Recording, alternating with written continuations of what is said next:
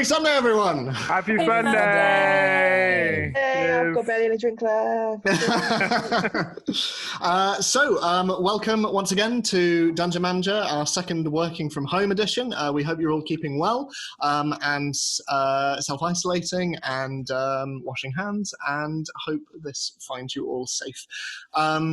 Before we begin, a couple of things. First off, a huge thank you to Graham Muir and Rory O'Sullivan for being our assistant dungeon managers on Patreon. For more on that tier on Patreon, and indeed others, you can check that out in the link below. And there's a ton of ways that you can support us, not least by checking out our podcast episodes, which are all available on iTunes and Podbean below. You can see the link in the description there. And otherwise, because otherwise Catherine will remind me, this week is Scarlet. Hey! Really nice. What? You chose red nails? I don't see how that's appropriate at all. We were going to do like red and white alternate, and then I forgot immediately and just did all of the red. So there's white dots on the thumbs. Yeah. Hey! It makes me look a little like a red cat mushroom, but I'm feeling quite sensual at the moment. That's right, and then you pointed out the mushroom thing. Mushroom's appropriate. Yeah, They exactly. are. Maybe this is the episode where I just bring them all out. Although Use you all of have them. the item information. So Give, Give them to Brick and Diani's friend. Let's see what happens there. Speaking of, shall we delve into it? So, last time we met, after an altercation with a creature coming through a mirror into Garland House and unfortunately losing the child, Nikolai, you spent the morning and the rest of the night recouping, deciding on your next move.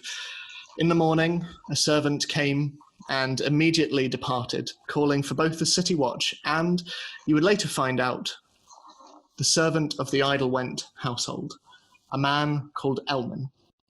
You spoke with the City Watch and told them what little you knew, advising them that they should take down mirrors across the city. It is how this creature moves. They took it on board, although they asked to see your papers as sewer working business, which you are due to present to them the following day. Heading out into the city, you decided that it would be best to try and find out some more information, not only about the Eidelwhents, but potentially something that may give you some clues to this creature the previous evening. A creature that you know, thanks to Oriana, as a bone claw.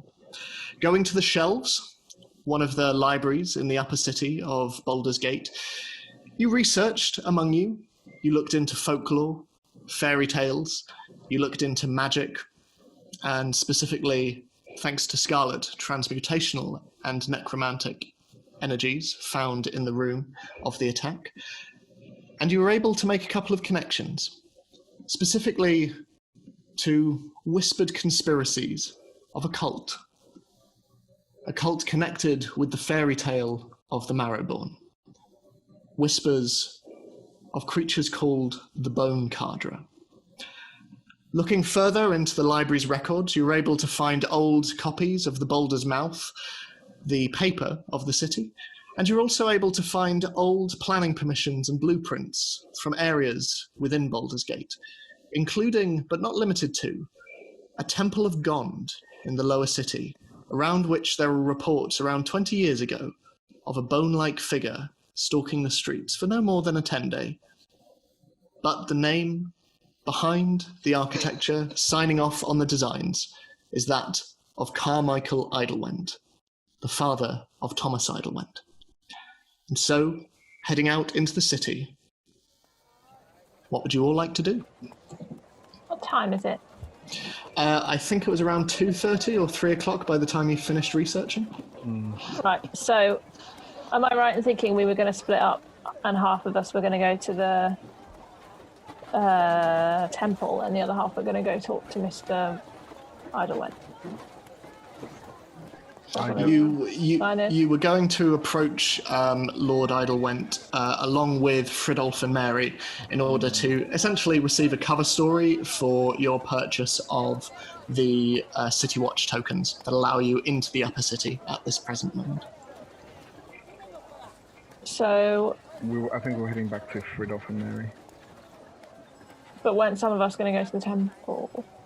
I think we were going to go back first, and I don't think we discussed splitting up. Yeah, no. Okay. I don't think so. Although Tara could suggest that. Okay. Yeah. I suggest we split up. That's a good idea. Maybe some of us could go and look at this temple place, and some of us could go talk to Lord Eidelwhent. Cover more ground. Well, I will go to the temple. Yeah, I'd prefer to do that too. Me too. But Mary is your friend. Yeah. I'm just not very good at talking to lords. Yeah, I don't like nobles I'd rather either. go and look around the building. And I think it goes without saying that I don't like strangers. And Dalafar and Scarlet, you are the most charismatic of all of us. It makes perfect sense. Sorry, that's a fly. But surely I can help with telling with my sort of knowledge about stonework. That's true. Will be possibly better to get into hidden rooms. Let's all do both. Yeah, I think we might have to, because some of us really don't like the first one. Yeah. And so, but the others would be really useful at the second one. Yeah. I mean, personally, I don't like the sound of the second one, but I suppose magic expertise will probably come in handy. Which one's the first one and which one's the second one? Talking to the lords is the first one. Okay. Going to the building is the second. Okay. Is that, yeah. We should probably even out the group so that if something were to go wrong in either way, we're able to defend ourselves as well. I thought we were all going together. Are we all going together? Yeah, we're all doing both. You're okay? Because we need you, Dalafar, in both. Yeah. You're important. Sure. Okay. We'll all go to the temple then. Let's go back. Tell Mary so that she can go back to Lord Eidelwhent, so she can. The temple's in Lower City, right? It's in Lower City. Is that how long is that going to take to get to? Is it like a whole day? I mean, it depends. It depends how you're getting there, because you can go through. Sorry. You can go through the main gate as Zini did, but obviously that was expedited somewhat by the presence of Mary being with her. There is also the undercellar as well, so there are two separate ways in which you can go into Lower City. Maybe we should go to the temple at night. And then stay in Lower City until we need to come back into Upper City during the day with our tokens? Yeah. So we should go and see the Eidelwhents now. Yeah. Mm-hmm. Maybe ask Mary to walk us to the gate and meet us at the gate the following morning. If she's willing to do that. It'll get her away from being in the Eidelwhent Manor as well, because I know she's not very keen on staying there. Mm. Okay. That's assuming that they let her. Let her not stay there. Or let her walk out. We're going to have to persuade them. Yeah. Okay. Let's do that. So we'll head toward the house again. So you're heading back to Garland House? Yes. So, yeah, it takes you better part of half an hour, 40 minutes to walk back through the Manorborn district until eventually you find yourself once more at the fairly quaint and humble house that is Garland House.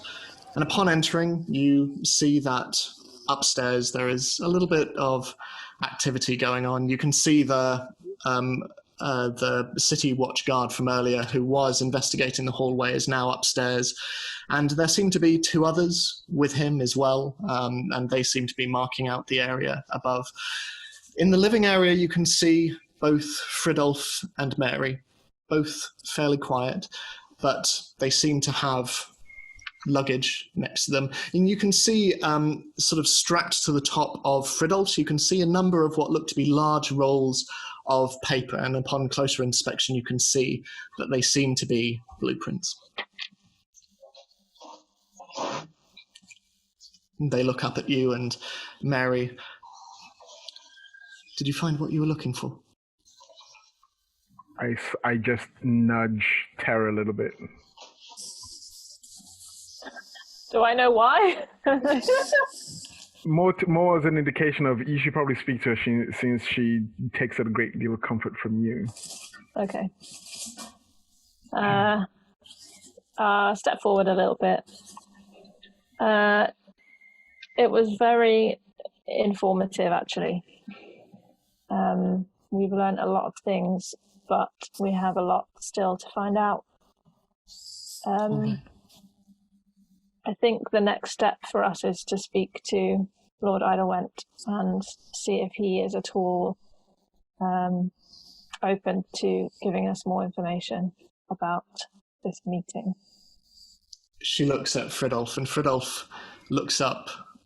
It looks almost like fairly, not guilty, but he looks fairly sheepish as to this information at all. But she looks back at you and, of course, and it goes without saying that if you need anything at all from either of us, just do you think that having either of you there would help sway him more in our direction?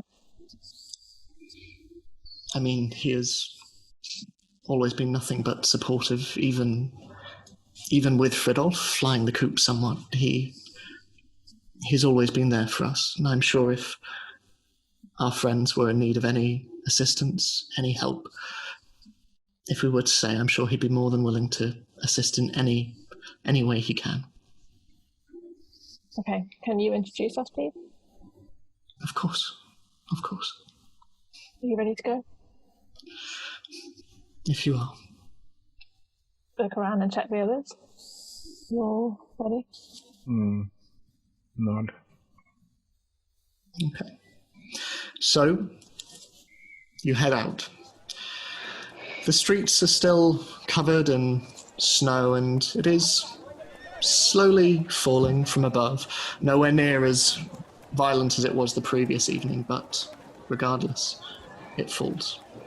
And you walk and you can see, yes. Can I grab Rodigan on the way? Of course, yeah. It's for not intimidation. Yeah, I really don't like nobles. This is going to be fun. It's not much of a detour, but you go and Mary pays off the stables and says, "We may be back, but thank you." And Rodigan follows you and it sort of nuzzles up against you with his horn, just.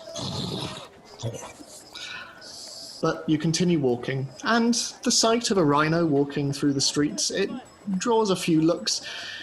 You see a number of citizens walking around and very much keeping their distance. It's sort of parting of the Red Sea around you. Occasionally you can see squads of City Watch walking through. And while immediately their eyes are drawn to this rather strange and eclectic motley crew that walking through the streets in front of them, they then see both Fridolf and Mary leading the way, and they move to one side. And as you're walking through, you can hear cries, and as you're walking through, you can see off to one side, with a placard over their torso, you can see a half-orc gentleman in a sort of cloth cap and a heavy winter garment, and he's shouting, "City Watch decree and advise that mirrors be taken down across the city. This is for your own safety."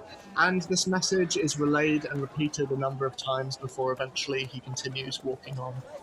Can I go over to him and say, tell them to break the mirrors, don't just take them down? Sorry, who are you? I'm the person that told the watch to tell you what to say. You're telling me how I should deliver my news, is that right? Yes, it is, yeah. Make a persuasion check. I don't know why we didn't just say terror to speak to Lord Eidelwhent. I think it's go fine. Or intimidation. I'll leave it up to you. Oh, good. Okay, yeah. Well, let's do Can I just pat Rudigan and give him the eye to try and help her? Sure. So roll an advantage. Thank you. Oh, good. Okay, so it was either 5 or 16. So 22. Gives you a look and then, break your mirrors right now! Break your mirrors! Break your mirrors! And slowly walks off down the street, clanging a bell, and the message seems to have been read loud and clear. Okay. But you continue walking, and eventually you come to a halt. A large, wide-open street, and in front of you, even this extraordinarily wealthy neighborhood, the building you see before you is as large as it is extravagant. You see, it's constructed out of clean white stone, and this manor house stands 2 stories tall, topped in exquisite brown roofing. It's interrupted at intervals by spotless white chimneys, and in the roof's center, you see a towering glass dome. Tall glass windows sit around the exterior walls, and all around there are tall pillars reaching from the ground to the overhanging roof, and each of these are lined with ivy and greenery. And as for the grounds surrounding the manor, you see impeccably sculpted hedges and evergreen trees lining either side of a path that leads down to impressive double doors at its entrance. And all around the property, there is a tall, ornate, black iron fence with a great iron gate at its front and a coat of arms emblazoned above it. It is a shield bisected into 2 colours, one half green and one half purple, with a tower in one half and a hammer in the other. And Mary turns to all of you, and here we are. Shall we go in? All right. Slowly, she makes a move towards the gate, and you can see outside there's a small squad of City Watch, and she has a quiet word with them before eventually they nod, and the gates creak open, and you walk down the cobble path towards the main doors. Again, there are 2 guards out front. It seems that Fridolf's story about having provided extra security for the 2 remaining members of the meeting are very accurate. There is a strong City Watch presence around this house. And Mary walks up to the door, and there is a brief pause before eventually the door opens, and you see a familiar figure. You see Elmin stood there in his green jerkin, standing up tall, and he opens. You decided to come. Amazing. Please, come in. Out of the cold, we'll have a fire up for you in the main hall. Please, step in, step in. Do you all do so? I just turn to Rudigan and say, wait here, buddy. Is he going to be staying in the garden, then? Think of him as a guard rhino. Right. He turns to Rudigan. Don't eat the petunias, please. Please, come in. I just whisper to him, don't eat the petunias, Rudigan. I know he doesn't really understand me, but he probably will. He nods. He nods. His head. Do we... Walking... Sorry. Yes. Does it seem like we are actually welcome? Make an insight check. I'll do that as well. 10. Scarlett does not care whether or not she's welcome or not. She's just jazzed. She is so happy. Julia is walking along, and she's sort of like, you've heard her purr before. Yeah. It is reverberating around you, and she just.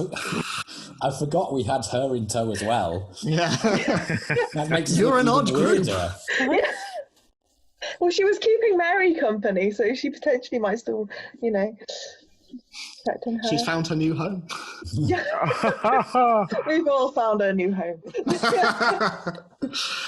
What did you roll? Sorry, Catherine and Billy? 9. 9. I mean, Elmin is clearly well-versed in presentation, making people feel welcome and home. He seems genuine.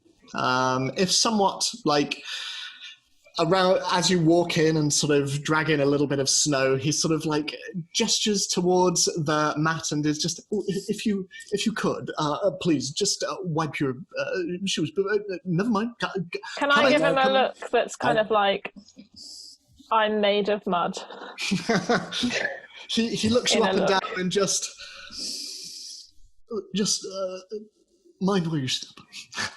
Also, I don't wear shoes. Yeah, so you're just like trying to keep your claws off the very green carpet you see before you. Because as you walk through the great double doors, you're met by a large entrance hall. It stretches off to some distance either side.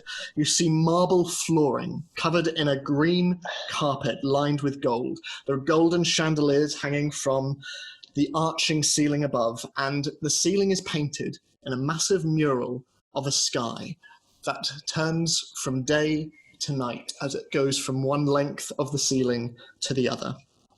Hanging on the green wallpapered surfaces, you see portraits, you see oil paintings, all of them much taller than all of you. They come in at around 15 feet. They are impressive. And on either side of you and in front of you, you see archways leading off in different directions. And Elmin comes to a stop in front of you, and I will fetch the lady of the house. If you would all wait here, please. And Mary turns to him and, Elmin, we will wait in the main hall. Of course. Sorry, it has been so long since you've been here. I forgot you knew your way around. You may wait in the main hall. I will go fetch your ladyship. And with that, he walks out, and Mary turns to all of you and, apologies for the pomp and circumstance. Fridolf, shall we? And he just looks, yes. Would you like to come with us into the main hall? And you go through. Yeah. And in the center of the hall, sat squat and immovable in the center of a green carpet, you see a marble indoor fountain. It is carved in the shape of a bearded man wearing a monocle and bedecked in fine clothes. A small boy stands by his side, and his hand rests on the child's shoulder, and on either side of the fountain, a set of wide stairs arc round to the next 2 floors above you, and between these hangs a giant chandelier, affixed to the giant glass dome in the center of the ceiling. And you can see, moving up from one floor to another, you can see servants bustling up and down. Some of them are carrying clothes, some of them are carrying cleaning implements, but they are bustling. And as you stand there for maybe 15 minutes, you count upwards of 20, maybe 25 servants in total. It is a well-maintained manor house. Is there anything you want to be doing while you're stood there?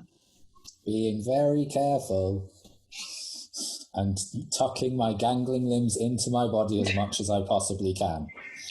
I'm doing the complete opposite, and I'm looking at all of the ornaments and like picking stuff up and putting it down again. Every time you do so, like especially with how dry it is outside currently, and as you're sort of bringing things down, you see little bits of dust like float down, and occasionally people come over with feather dusters and just nod curtly to you and walk off. And the general mood of these 5 very strange individuals, along with their tiny displacer beast cub, you are being met with some odd looks. But eventually, from off to one side, you see a woman come into view. She's very tall and thin, very pale and quite softly lined skin. She has a fairly gaunt, austere face, to which is applied a rather generous layer of makeup. She has grey hair that is tied very tautly into a bun with an ornate white hair comb fixing it in place. And as she looks at you, you can see she has incredibly dark green eyes. And wearing a dark green velvet dress with a high neck collar. And as she comes round the corner, her dress sweeping across the floor, she looks over at Mary and Fridolf and just walks over to them and embraces them both and holds them tightly to her. I couldn't believe it when I heard. I just couldn't believe it. Are you both well? And Mary looks. Given the circumstances, it could have been much, much worse. Fridolf, Mother, these are our friends. And the lady turns to you and thank you all so much. Thank you for saving my children's lives. I am Lady Isabella Eidelwhent. It is lovely to make all of your acquaintances. Please, come with me, and we shall do introductions. Elmin, and Elmin comes into view. Please, get our guests some refreshments and some sweetmeats, please. Please, with me, into the living room. And you come through, and you are brought into another room, equally extravagant. It is large, multiple sofas and chaise lounges lining the room, as do various potted plants, and you see giant bookcases standing built into the walls and numerous glass display cases scattered around the room, with old books sitting open within them. In one corner of the room you see a harpsichord, and next to it a golden harp. But coming in, Lady Eidelwhent sits down in one of the seats and gestures to you all to follow. My husband will be with us all shortly. He's currently in his study. He was up late last night, working into the hours of the night, so as you can imagine, he is currently catching up on a great deal. But please sit. Refreshments will be with us shortly. Now, who do I have to thank for the safety of my son and Mary? And she looks at you, Scarlet, and shall we start with you?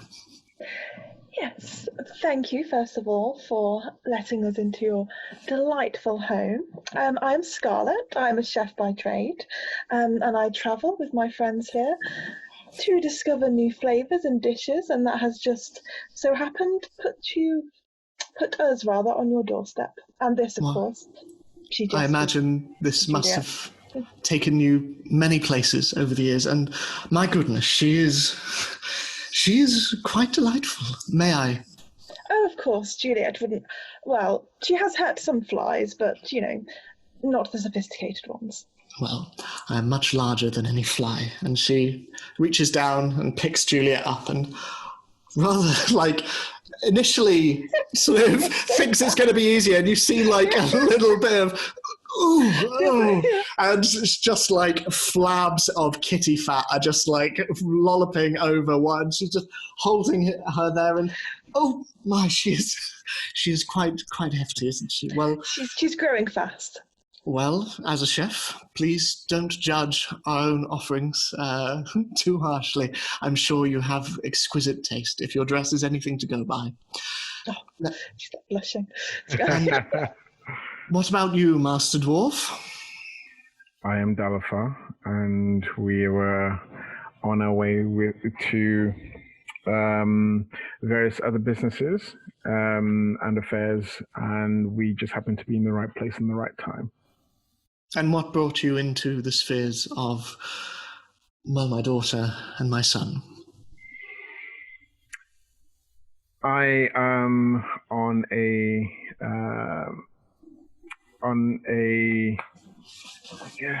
what's the best way to put it?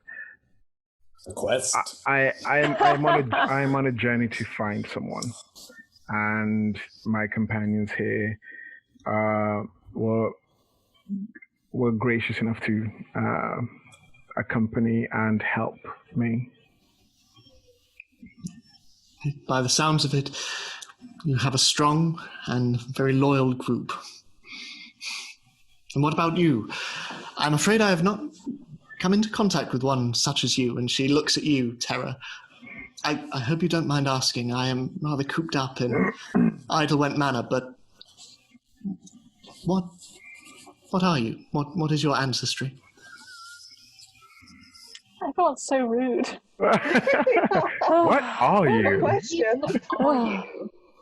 I'm just a person. My apologies. It's fine. She's not just anything. A bit rude. I apologize. It is not often that I am out of company of, the upper city is full of those to whom small talk is, I'm not used to having anything beyond talking about the weather. And what is your name, my darling? My name is Tara. A lovely name. And a dragonborn and a tiefling. And she reaches forward and she places a hand on your knee, Oriana, and just goes, I hope your journey here outside the city walls was smooth.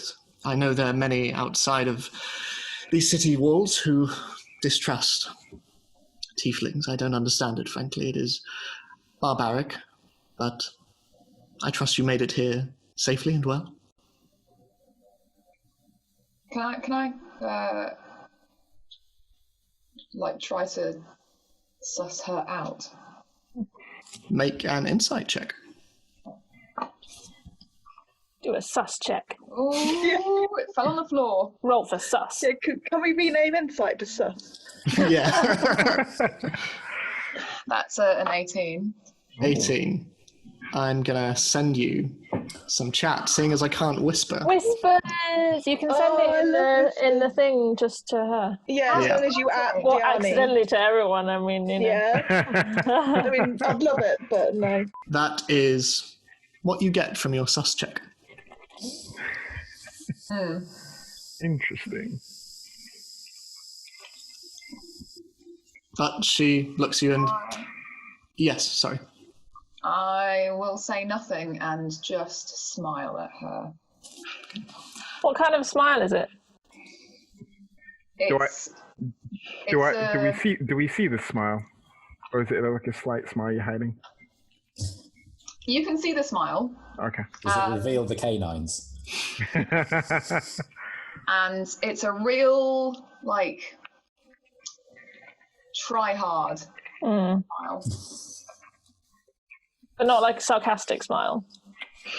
It's not sincere. Oh, okay. She takes note of this and what about you, my darling? And she turns to you, Zini. Sirik Zini. Pleasure. Lovely. Well, hopefully Elmin will be along shortly with refreshments, and hopefully my husband will be here as well.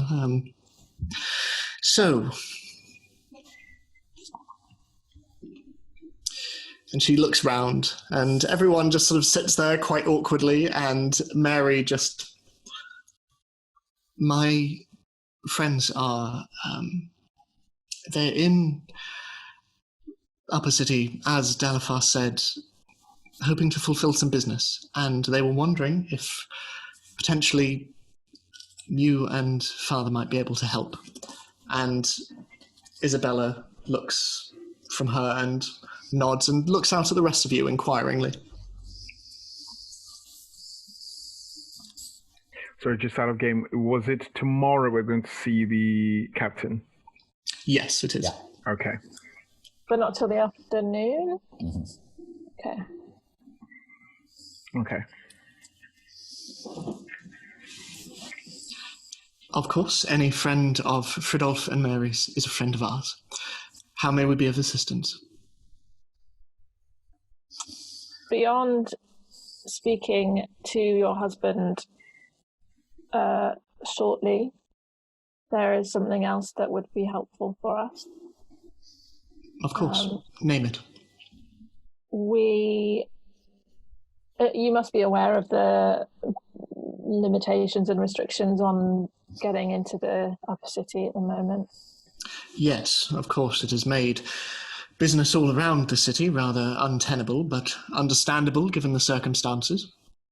We were wondering if you were able to use your status to assist us in our goings back and forth between upper and lower city. What would that entail, my darling? Well, I understand that the watch require people in Upper City to have proof of why they are here, and they use that to enter and exit, but also if they're stopped, that's how they explain their presence. Yes, many of our contractors are under the same system. You wish for us to provide this for you. And perhaps we could fulfill the role of contractors in a sort of way. Maybe you could hire us as investigators. Oh my. We are not in the business of... my husband is in the business of architecture, my darling. She isn't... We aren't private investigators. We're not asking for money, we're just asking for help. We're investigating the murders anyway, and we just need the Watch to know that we're here legitimately. We need documentation, that's it. As you say this, a voice comes from behind you. What might this investigation entail?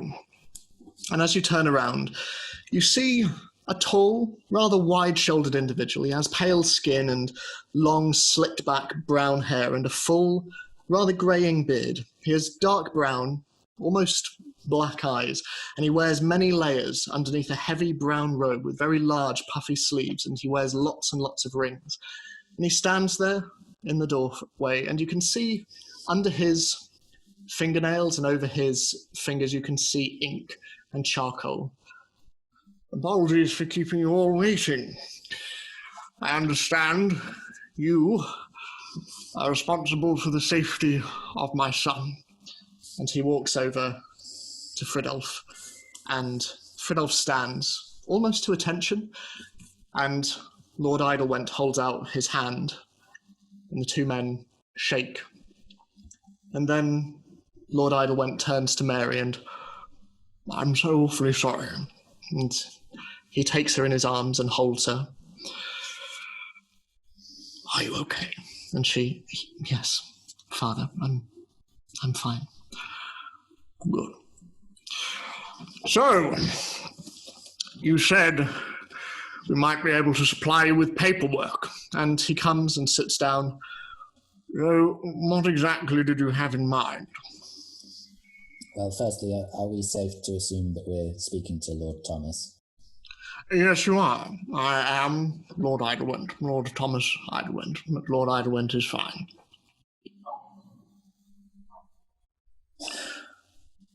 So how may we be of assistance?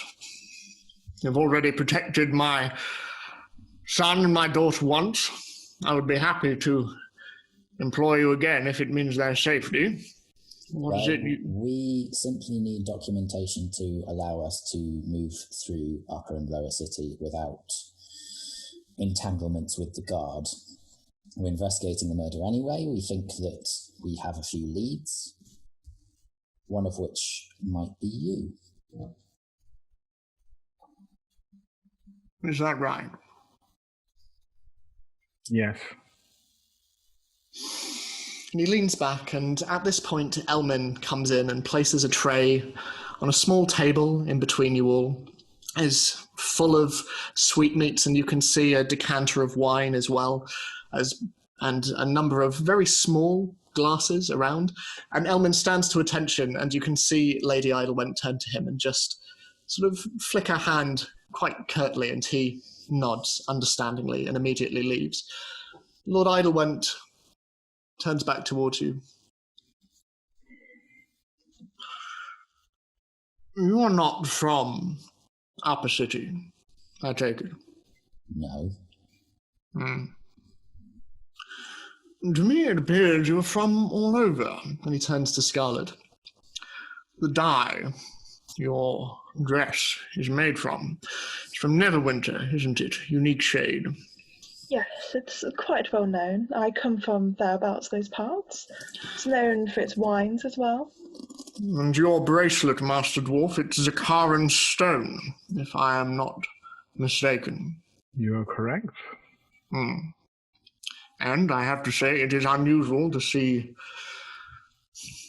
a tiefling, a dragonborn, and yourself, he looks to Terra, within the limits of the upper city. So, what has led your investigation to me? These murders and the unfortunate sequence of events that follow are perhaps linked to something that you were a part of. You see him glance ever so slightly. Zini, you are the only one who catches this at Fridolf before looking back at you all. Is it safe to assume I understand what that glance means in that he's accusing Fridolf of mentioning the meeting? Yes, you could probably leap to that conclusion. And how would I be involved? Well, so far, the victims have all had something very much in common, and I think you know what I mean when I say that. He looks as though he's about to say something else when Fridolf just leans forward and puts a hand out. Father, they're good people. Please.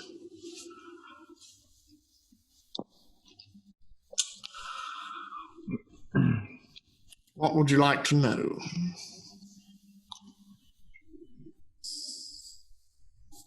What was the meeting about?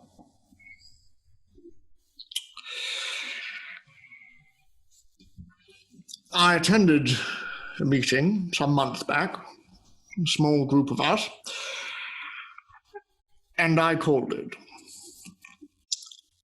As you may well know, I am an architect, and recently I have been looking at renovating an area of the Temples district.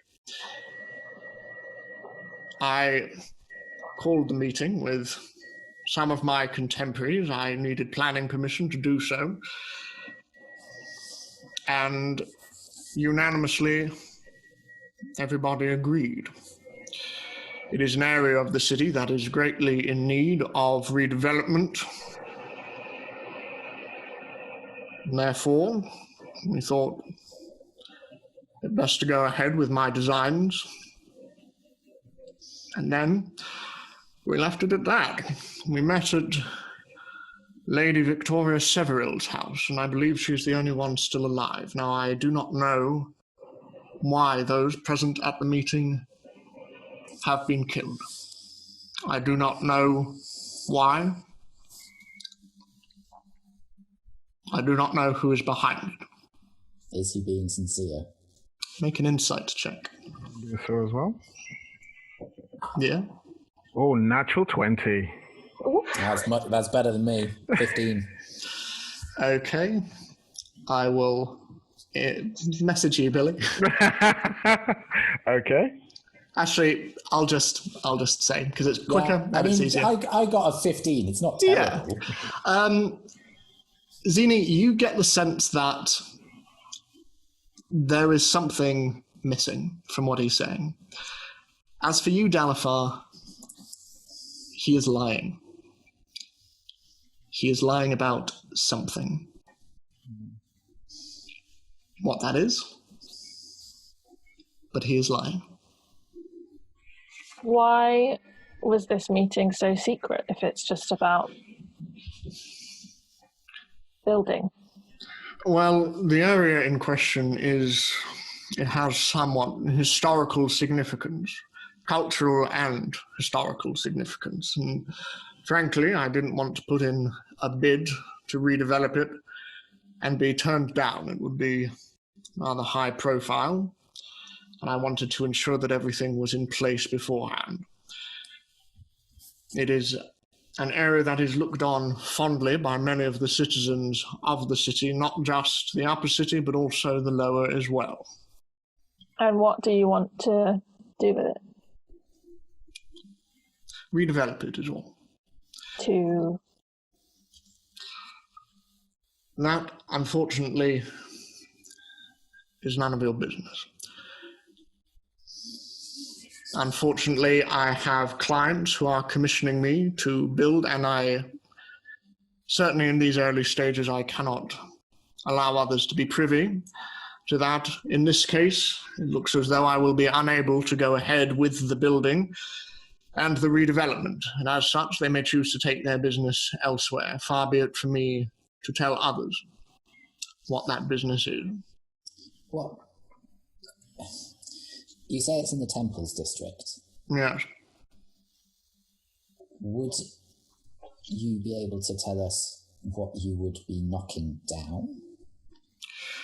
Well, the aim would... Is it temples to a particular god? Or gods? The area in question is a variety of older temples, smaller shrines, if that. They're dwarfed by many of the things around them, many of which have been developed and designed by my own father and his father before him, and his father... the temple to God, presumably. He looks at you.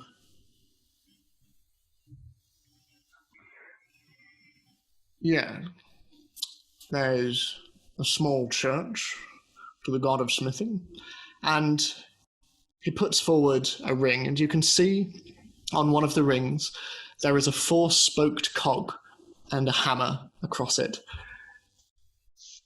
Understand, as a man of architecture, Gond is very much at the forefront of my mind. It is not with ease that I make the decision to knock down an old building dedicated to him. However, the High House of... sighting of a bone creature 20 years ago.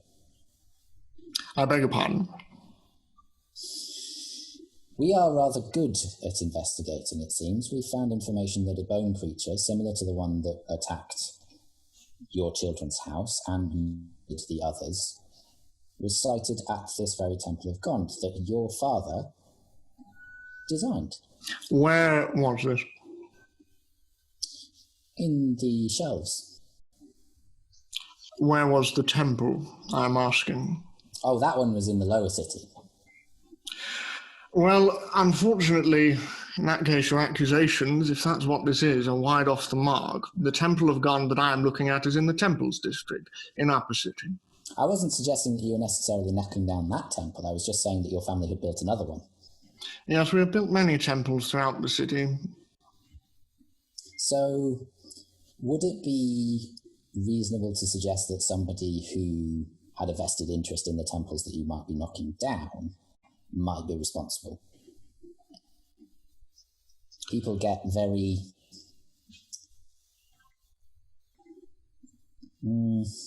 precious about their gods, after all. My working theory, and it is a theory that I have shared with the City Watch,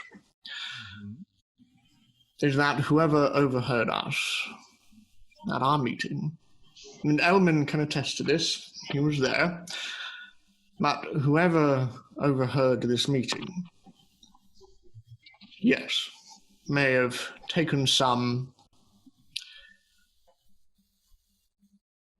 They may have been upset at the potential of losing a Temple of Gond.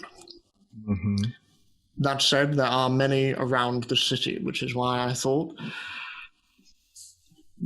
his worshippers are not without places to pray, and I am one of them, I should know.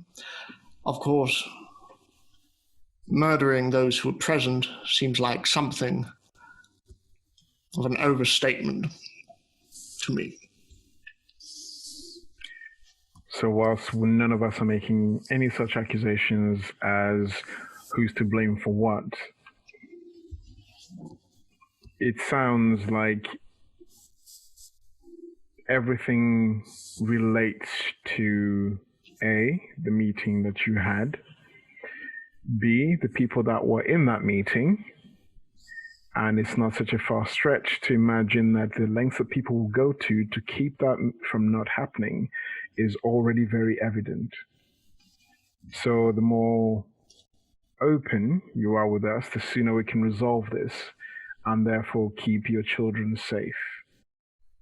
Well, they will be kept here. And That you doesn't mean think... they're safe. No. If you saw and fought what we did, you'd know that they would not be safe until whoever's behind this is brought to justice. At this point, Isabella sits forward. You said this was a creature of bone, was it you said? Yes. She leans back and just places her hand against her throat and just... It's a wonder that you got out of there alive, from the sounds of it. And Mary looks at her. Nikolai didn't. And Isabella nods her head. And Thomas is looking at all of you.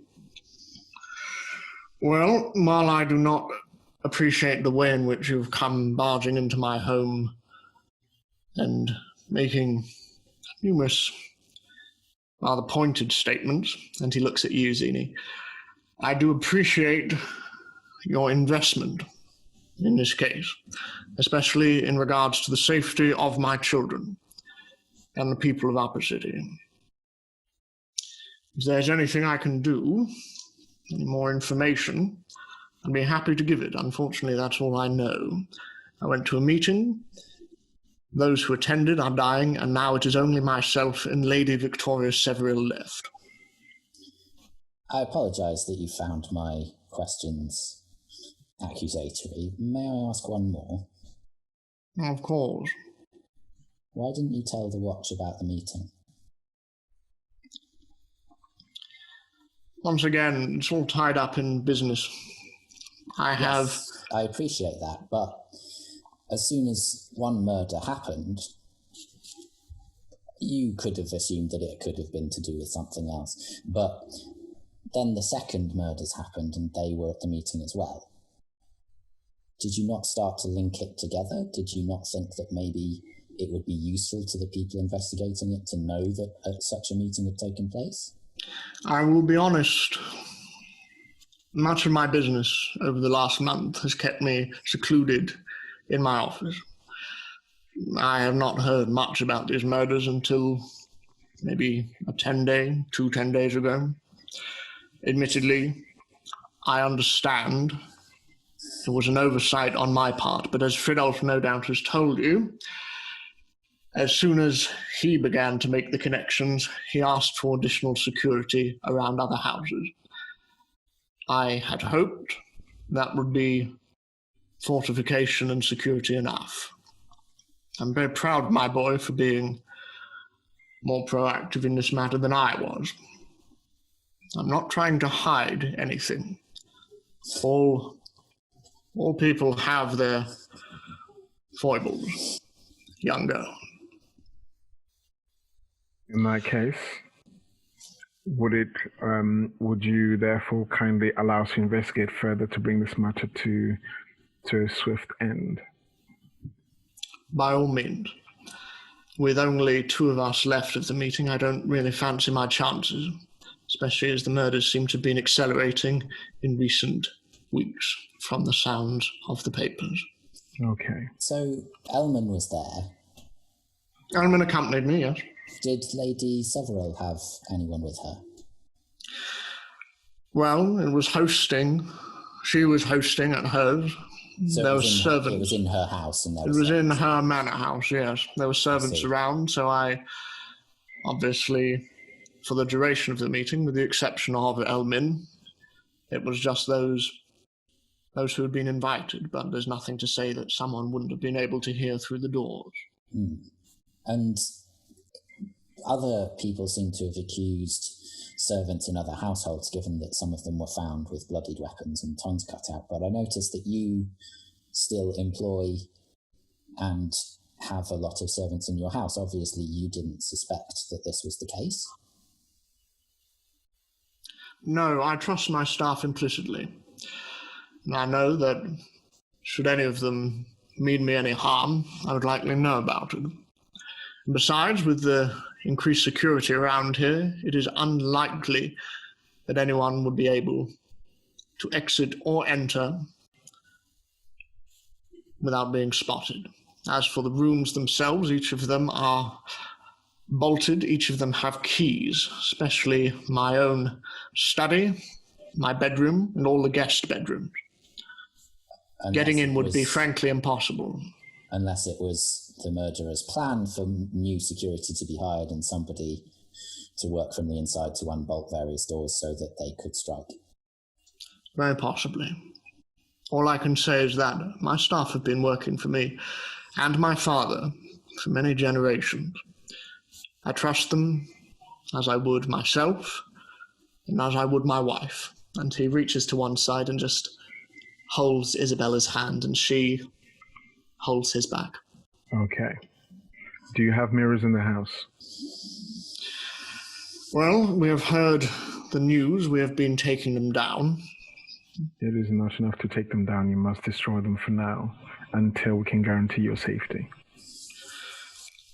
Very well.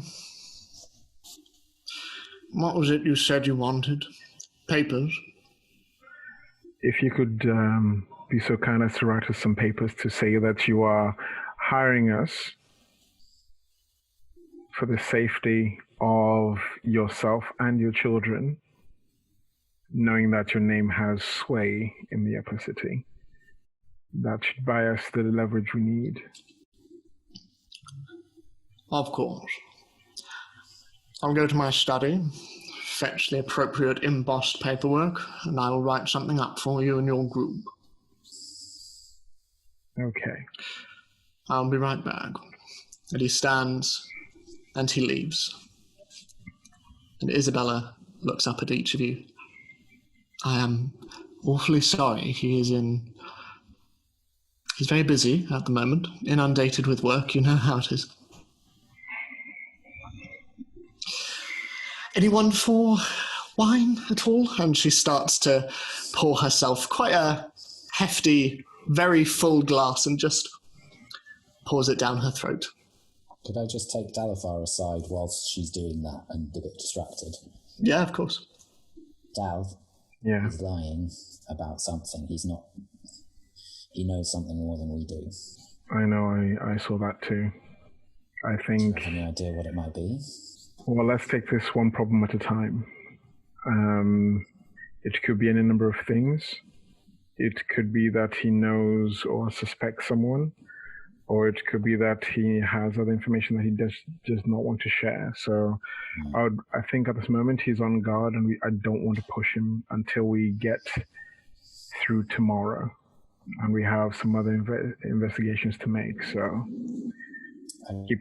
yeah. I don't think he did it. It depends whether the vote went unanimously, as he said. I have some questions. I have a lot of questions for that too. On top of that, we need to talk to Lady Several and ask her version of the vote. I think we definitely need to. I was going to talk to Elmin, but I think because of how much trust the Lord has in him, we just get nowhere. I mean, he could have done it. Possibly. Weird, but he could have done. He could have done it. It crossed my mind, but why would he put himself in a position to be accused of murder? I don't know. It takes a lot to carry a lie. And I think for now, until we speak to Lady Victoria, we'll put a pin in that for now and do what we need to do. We need to go down to the temple and see what we can find there. Follow up a 20-year-old lead. That is true. Although having said that, would it not be better to, because it's not the same temple he wants to knock down, perhaps we should look at the temple that is in Upper City, in the Temple District? I think we should look at both, definitely. So while we're in the Upper City, let's go to the Temple District to see the one he wants to knock down first, before we go down to the Lower City. And see if anybody's watching it. We'll see what we can find out. Okay, we stop looking so shifty and suspicious, having had that very long conversation. just to go back like 3 minutes or whatever. Yep. Just as those two go off to talk, and Lady Eidelwhent helps herself to the wine, I think Scarlet gladly also takes some wine because it's wine and it's free. So She she'll she brings up her glass and just, to your very good health. to your good health, Lady Eidelwhent. Cheers. Tell me, you're having a ball or feast sometime soon? We are, yes. We are expecting some company tomorrow, and thankfully that will merely add to the evening's entertainment, and unfortunately one has to take into account the stature and the class of an event such as this. People judge you otherwise, but we have held parties here semi-annually, occasionally every 6 months or so, but they are, if I may be permitted to brag for a moment, they are rather the talk of the upper city. And we have been gearing up towards this one for some time. Yes, I've heard quite the talk. I believe you have got the very well-known chef Utan cooking for you, I believe. We do, yes. He will be coming on the day of, preparing all through the early hours. Would you permit me? But would you like to meet him? Well, we have in fact already met, my lady. Is that right? He is a very large character. Now, I understand a gentleman of Utan's standing will no doubt have the menu already planned, but if I may, I hope that by tomorrow's end these murders may be solved, but alas, life does not work that way. Of course. And I thought, well, have you heard of a young playwright called Quiverpike? I must confess that I have not, no. No, I have not seen any of his plays myself, but I've heard of some interesting ones. Now, I was in a tavern the other day, and I forget the name of the play, something to do with pork, I think. But to get a murderer out of hiding, they staged a fake play about the murder. Now, my lady, I'm not saying you should stage a play at your dinner party, but it strikes me that the murder weapon is a creature made of bone, the marrowborn. Now, if you were to have a dish focused on marrow and bone, perhaps named after this fairy tale, if there was somebody guilty in this entourage, be it a noble member of the family or a servant, that perhaps might lead them to act a bit suspiciously and make them a little more noticeable to the average eye. So I'm clear that I'm following. The culinary world is not my expertise, but are you suggesting we draw a murderer out through nibbles? Oh, I mean, there's no better way. I mean, you can roast marrow, for example. I mean, I know some fantastic recipes. I'm sure Utan has found some as well. And it is just an idea. It is fairly easy with the right preparation to cook, with the right presentation. It could be quite impressive and perhaps help find more information about these horrible circumstances you're finding yourself in. Make a persuasion check. Jess is a genius. Oh dear, hold on, I need to find my Here's the stats. thing, Marin will catch the conscience of the king.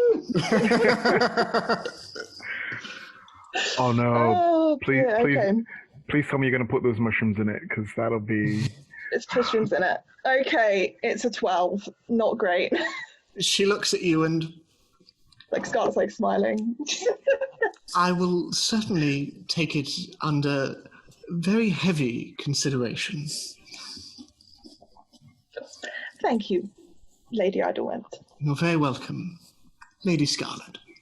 And as this conversation comes to an end, Dalifar and Zini, you come back. And as you do so, Lord Thomas comes back through and sits down next to his wife again and produces a sheet of parchment upon which is the waxen seal of the Eidelwhent household, and he just simply pushes it across the table. I hope this will be suitable for your requirements. Is it suitable for a requirement? I take it and give Looking it it one over, it seems to say, I, Lord Thomas Eidelwhent, have enlisted, this party. So yeah, it seems like it should do the trick. Does it have a date on it? Yes, it does have today's date on. No. Oh, dear. Well. Actually, that should be okay because we need to be here to pick it up in person. So either way, I think we're good. Very well. Well, if there's nothing more, I hope I don't come across as rude, but I would like some time with our children. Of course. Of course. Would you be able to tell us the way to Lady Several's house? You're going there now? The sooner we can get all this wrapped up, the better for everybody. You'll find her to the north of the district. Should be around a 20-minute walk. Thank you. Okay. You're very welcome. Did you say where was the temple is there only one Temple of Gond in the Temples District that you were hoping to renovate? You'll find it towards the outskirts of the Temples District if you're wanting to take a look and see just how deeply in need it is of renovation. It is where Temples District meets the Wide. Thank you very much. You're very welcome. You will find nothing there but bricks and mortar severely in need of repair. I hope you're right. Only because if anything peculiar, then it'll push us in a certain direction.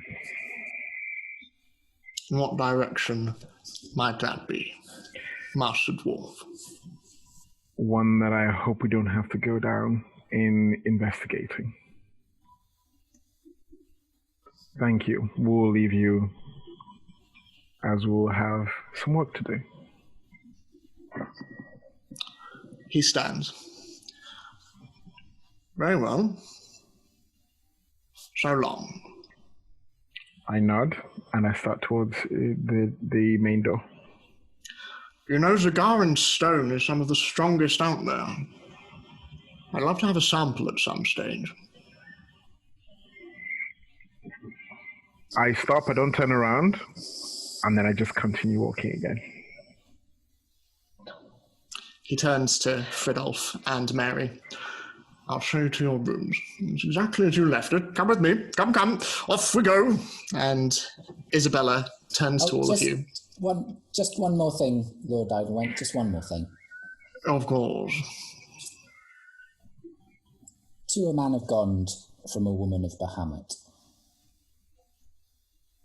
You follow invention, I follow justice. We will investigate this fairly, so long as everybody gives us the information that we deserve. Good day, my lord. Good day. And as he's leading Mary off, she just... a moment. And she comes over to you, Terra, and... Did you find what you were looking for? It's not very cooperative. He is stubborn, unfortunately, but he is a good man, despite his stern exterior. Is there something in particular that makes you think that? Terry took me in. Both he and Lady Isabella took me in when I escaped the Skinners. They were looking for me, and they took me in. They paid for me to They were putting gold out there to try and find me while I was missing. They have treated me as nothing but a daughter to them, and since marrying Fridolf, as more.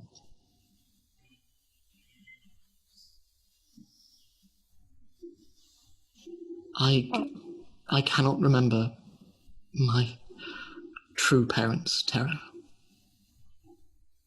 But they are as good as, better even, Terra. Well, let's hope you're right. Her face falls a little bit at this comment, but she just smiles, nods, and just clasps your hand in hers and just, be careful. You be carefuler. Always. And you see her hand reach up to where the black choker is around her neck, and she just touches the back of her neck a bit and just...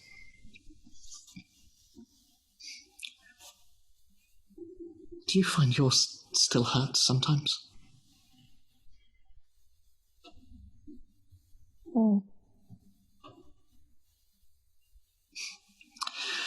Right, off you go. I'll make sure Fridolf is all right. And she hugs you, and she departs. And as you leave, you can see Thomas leading them up the large arching staircase up to the first floor and across a balcony that goes round the entirety of the main hall, with pillars stretching up to the glass dome above, illuminated by the chandelier. So, what are you all doing?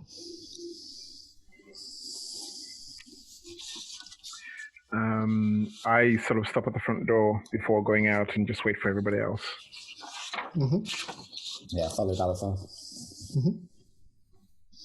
You walk out, and Isabella is walking behind you, and she walks you to the door, and she stops at the open double doors and just, as my husband stated, albeit rather tacitly, if you require anything, please, we are here.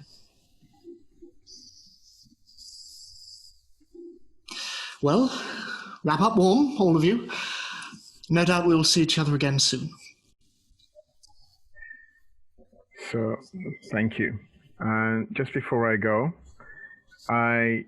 to Mary, and Is this before she heads upstairs? Before she heads upstairs, sorry. Okay. Because as I was going, because I'm thinking how to pass her on the way out. Okay, so you turn around and you see her and Terra engaged in a quiet conversation, and as this comes to an end, you can... I go up to Mary. If you need anything, just think the words after you touch this, and I hand her the sending stone. She takes it. You have already done so much. This is not over yet. And then I head over to the door. Master Oakstone? Yes? Look after Terra. To the best of my abilities. Not that she needs it, but please. Definitely doesn't. I nod with a smile and I head towards the door. Okay. Just to check, the sending stone, is it telepathic or do you have to speak the words? I believe you just think it. Oh, that's good. I'm sure we've had this conversation already. Yeah. Okay. So, what is everyone wanting to do as the door shuts behind you and Lady Isabella bids you good day? What are you doing? I would like to say I don't trust any of them. No. Are we saying this next to the guards? Or are we like completely out of the... Right next to them. Where? Yeah. I mean, I don't think... Put an arm around one of them. I don't think Oriana would care, if I'm honest. He's like our best friend now. As Yeah. Oriana exclaims this, you just quickly lead her by the arm as one of the guards is like, "What?" That sounds about right. Yeah. Yeah, we moved to somewhere more safe. I'm trying it. And eyes. I nod and say, I think perhaps there is something else we need to find out, but for now we have a course of action. And I turn to Tara and say, she has the other stone. Good idea. Good thinking.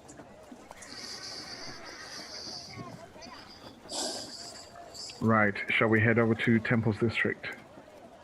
Or Yeah. to Lady Several first?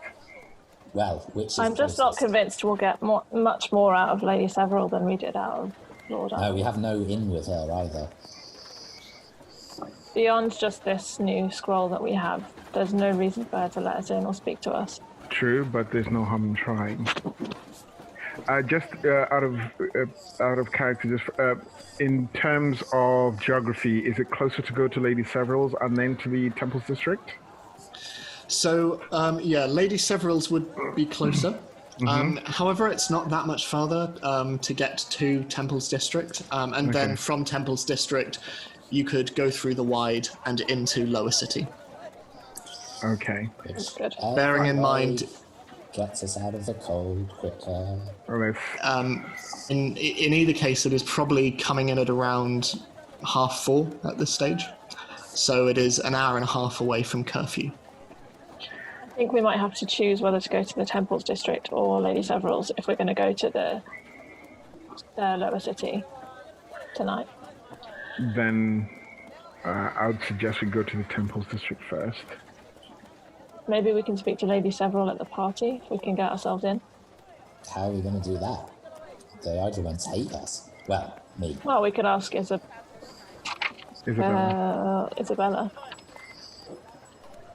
We could do. Do we think she would help us? Well, if we say that we're there to investigate, we have, Ample official. cause. Yeah. Just Also, that. if Scarlett's plan goes ahead, then someone needs to be there to observe. Scarlett's plan? Oh yes, I made a rather interesting inroad with Lady Eidelwhent. She is a great admirer of Udsan, but I will not hold that against her. But I thought of poor Mr. Quiverpike, quivering in his boots and of his plays, and thought that, well, if there was a dish on the menu inspired by the Marrowborn and that silly fairy rhyme, perhaps someone who has been summoning it might act suspicious upon unveiling of the dish. So I suggested that might be an interesting thing to serve at the upcoming ball. It's a Okay. good idea. And nobility do like their theatrics. Oh, good. I mean, there is a lot you can do with themed dishes.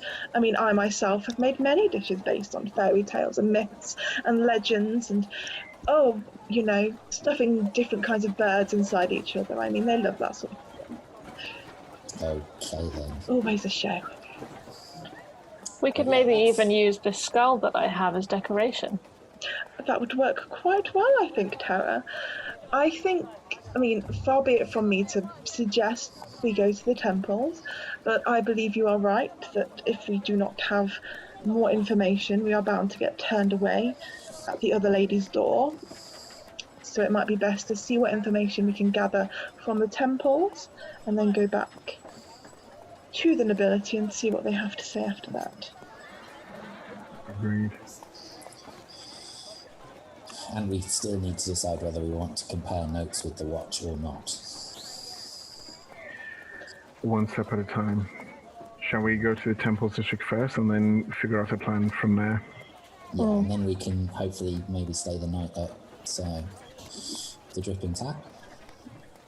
Sure. Yeah, it's going to be a late one. Yeah, Yes, it seems But like it. Granny did say that we could go back whenever we liked. that is true. In fact, I do miss her dulcet tones. How could you not? Voice of Okay. an angel. Shall we head off then? Yes, please. So, heading off, Eidelwhent Manor, slowly fading into the distance, still towering above all the other buildings and houses around you. You slowly make your way into the Temple's district. And that's where we're going to take our break. Yay! So we'll be back shortly. In the meantime, please give us a like, give us a subscribe, and if you're subscribe. If you're listening to this, we would love a review, and even a share would go a long way. But we will see you soon. We're going to go wash our hands, but we'll see you soon. See you in a minute. Bye. Bye. Hi, I'm Billy. I play Eidelwhent Dungeon Manager. You've watched the first part of this episode. We'll go back to that in just a second. But thank you very much for watching the episode. If you like what you're seeing, please subscribe, share, click that bell icon. This really helps us the channel. I'm Jessica. I play Scarlett. And please also check the link out to our Patreon. If you like what we're doing, any money you could spare really helps us get this good thing. I mean, cameras are expensive. Billy costs thousands to hire every time. It's terrible. So much money. So much money. But in the meantime, while we count up all the expenses, we're going to go back to the episode and see what we're getting up to. Sounds great. See you All right. there. Welcome back. Let's jump right into it. Got investigating to do. So, what would you like to do as you make your way into the Temple's district? How far away is it? So from the join between the Temple's district and the Wide, which is kind of the main market area of the city, you probably got around 20, 25 minutes maybe. So are we going to be able to get there, have a look around, and then get to the gate out before curfew? You should be okay because the temple, according to Lord Thomas, is right on the edge of the district. Okay. Which is right next to the gates. Okay. Can we, I mean, none of us have watches because watches don't exist, but like, can we say that we keep an eye on the time so that we... You keep an eye on the setting sun and the movements of the moon and the stars. So. I mean, do they have like town criers going about, like, you know, like 10 minutes to lockdown? Yeah, like That you makes have, sense, right? you have heard, like, you know, people sort of, as it's approaching curfew, sort of bells going off. You assume this is probably to do with impending curfew at 6 o'clock, but yeah. Okay. But they've yet to start ringing yet. Yes, good. I would like to look uncomfortable. Okay. Out of choice, or What role is that? I don't know. What stat would that be? I think when we're in the Temples district, that's my main plan of action. Is look uncomfortable. I don't survival maybe. I'm not quite sure. I'll say you manage it. But yeah, as you move from the Manorborn district into the rather more austere and slightly more magnificent Temples district, where you can see shrines, you can see individuals walking around in clerical robes, and you can see clergy walking around, and you can see a couple of platforms around where people are speaking the words of various religious texts. But as you're walking in, Scarlett, this is all a little bit much for you. But yeah, you all make your way in. You're unimpeded. Like, it is fairly busy, but you know, nothing blocks your way. Can I just sort of go over to Zini and like sort of put my arm around her shoulder a bit, like in a kind of let's like chat over here kind of thing. Okay. I'm very open to this. I'm very cold. I don't know how warm I am. I think we've established that you have like, I don't know whether we've established that you have a molten core, but it feels like we have. You are fairly insulated. Your skin does keep you warmer than most. Yeah. Beanie, are you all right? Why? Well, something seemed to just really rile you up. I don't get on with nobles terribly well. don't like them. Mm-hmm. I think That's they're fair. assholes. That's also fair. And he was being a pompous dick, so True, I yeah. decided to. Well, I said maybe me just saying I decided is a little bit strong. I accidentally went a little bit hard on him, and once I'd done it once, it just fell naturally. And he was lying to us, so... Right. Yeah. I think I'm totally with you with your feelings towards people like that. But as someone who has, I mean, I've not done it a lot, but I've been in situations before trying to get information out of them. And I'm concerned that we might have given too much away. Okay. But I understand why you don't like him. Maybe I was just trying to catch him in untruths and hope that he would reveal things when he realised how much we knew. Yeah. I think it's a good tactic. I'll be more guarded next time. I think I just let the surroundings get to me a little bit.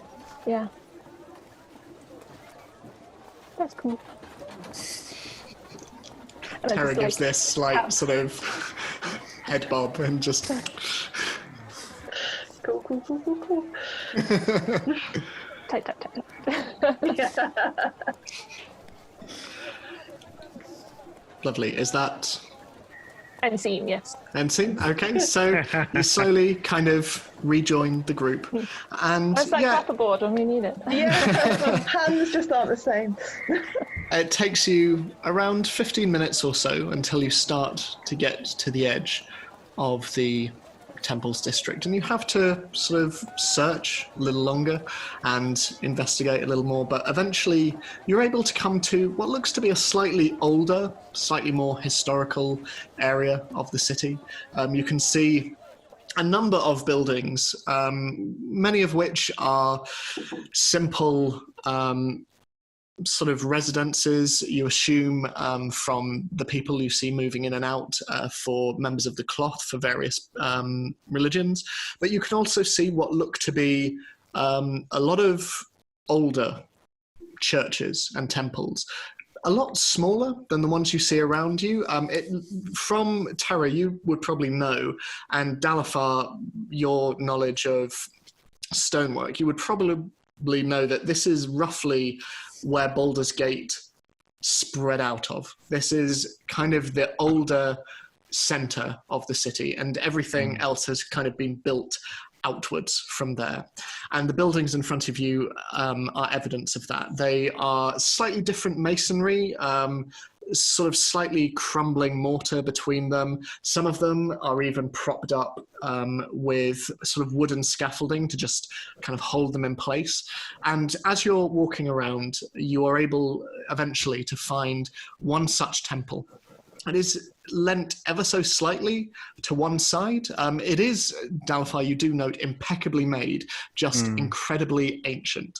And the stones don't hold together quite as well as they probably should. But it is a fairly boxy building with porticos all around and pillars sort of coming down from the roof. And you can see sort of built above it, but very much worn away with weather and with age, a large cog that makes up its roof. It is made of stone and it has 4 spokes, but it stands before you, and you see that from the people present, there are a number of candles outside that are lit in the inbuilt shrine in front of it, and there are a number of people who are coming to pay homage, but it seems from the looks of it to be more akin to probably like not a tourist trap, but a place of pilgrimage rather than necessarily one of worship and of service. Okay. I think we should go inside. Are there people? What time is it? By this stage, it's close to 5. In this world, do they have like services? You know, like how you'd go to like a church somewhere here, and then they'd have like every Sunday, then people come together, and then they also have like a morning one, an evening one, and. So it would depend on the religion and the god, and also the various sects within different religions. Mm-hmm. You make is it Gon specifically you're looking for, or just like religion generally? I don't know if I'd know about a specific god, so I think just generally. Okay, I'd say make a like, have general... I seen gatherings of? I think you would have. Make a religion check for me, just so we kind of know the scope. Mm-hmm. 7. 7. You don't know much. You know, you've certainly come into contact with lots of different people who keep their faith in different ways, and you would know that different religions honor their gods in different ways. Some do take the form of more traditional services. Others, they are very disparate, and it's much more about personal prayer and personal sort of offerings to gods. Sometimes it is as simple as attending a temple once a month, once a year, sometimes once a day. Honestly, the spread is quite wide. There are definitely some religions that do have that regular, like, church-going day of the 10-day, but yeah, generally it's a mixed bag. But yeah, that does definitely exist in this world. Okay, and sorry, we're now at this Temple of Gond, aren't we? Yeah, you're nearby. Does it seem popular? Like I say, it's sort of more touristy. There's sort of a couple of short lines, maybe 4 or 5 people deep in front of the candles, who are sort of lighting candles and placing them and letting the wax seal them against the shrine, which is no mean feat considering the snowy weather around you. But owing to the cold and potentially the situation within Upper City as it stands, it is fairly quiet. Could I do a recce circle of the temple and just see if there's anybody about that looks suspicious or is watching us or is watching the temple? Yeah, sure. Make a perception check. Days in a 10-day. I beg your pardon? What are the days in a 10-day? Is it just I like thought you said how many days in a 10-day? And I was like, no, I can... Because obviously we've got Monday, Tuesday, Wednesday, blah, blah, blah. Is that... Let me find out. I've never thought about this before. So, a 10-day. So... Fantasy Monday, Fantasy Tuesday, Fantasy Wednesday. I think you don't ask me to carry on past Sunday because I don't have anything.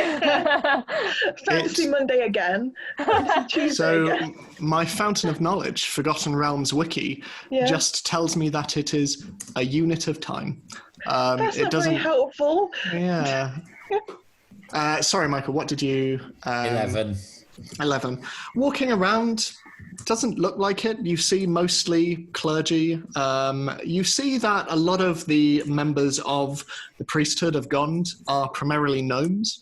But outside of that, nothing much. People just seem to be coming to offer up to Gond. And as you walk around, you get a little bit of a glimpse into the temple itself. And you can see there are a number of workbenches set up within the temple itself. And you can see it seems to be quite a practical place of worship.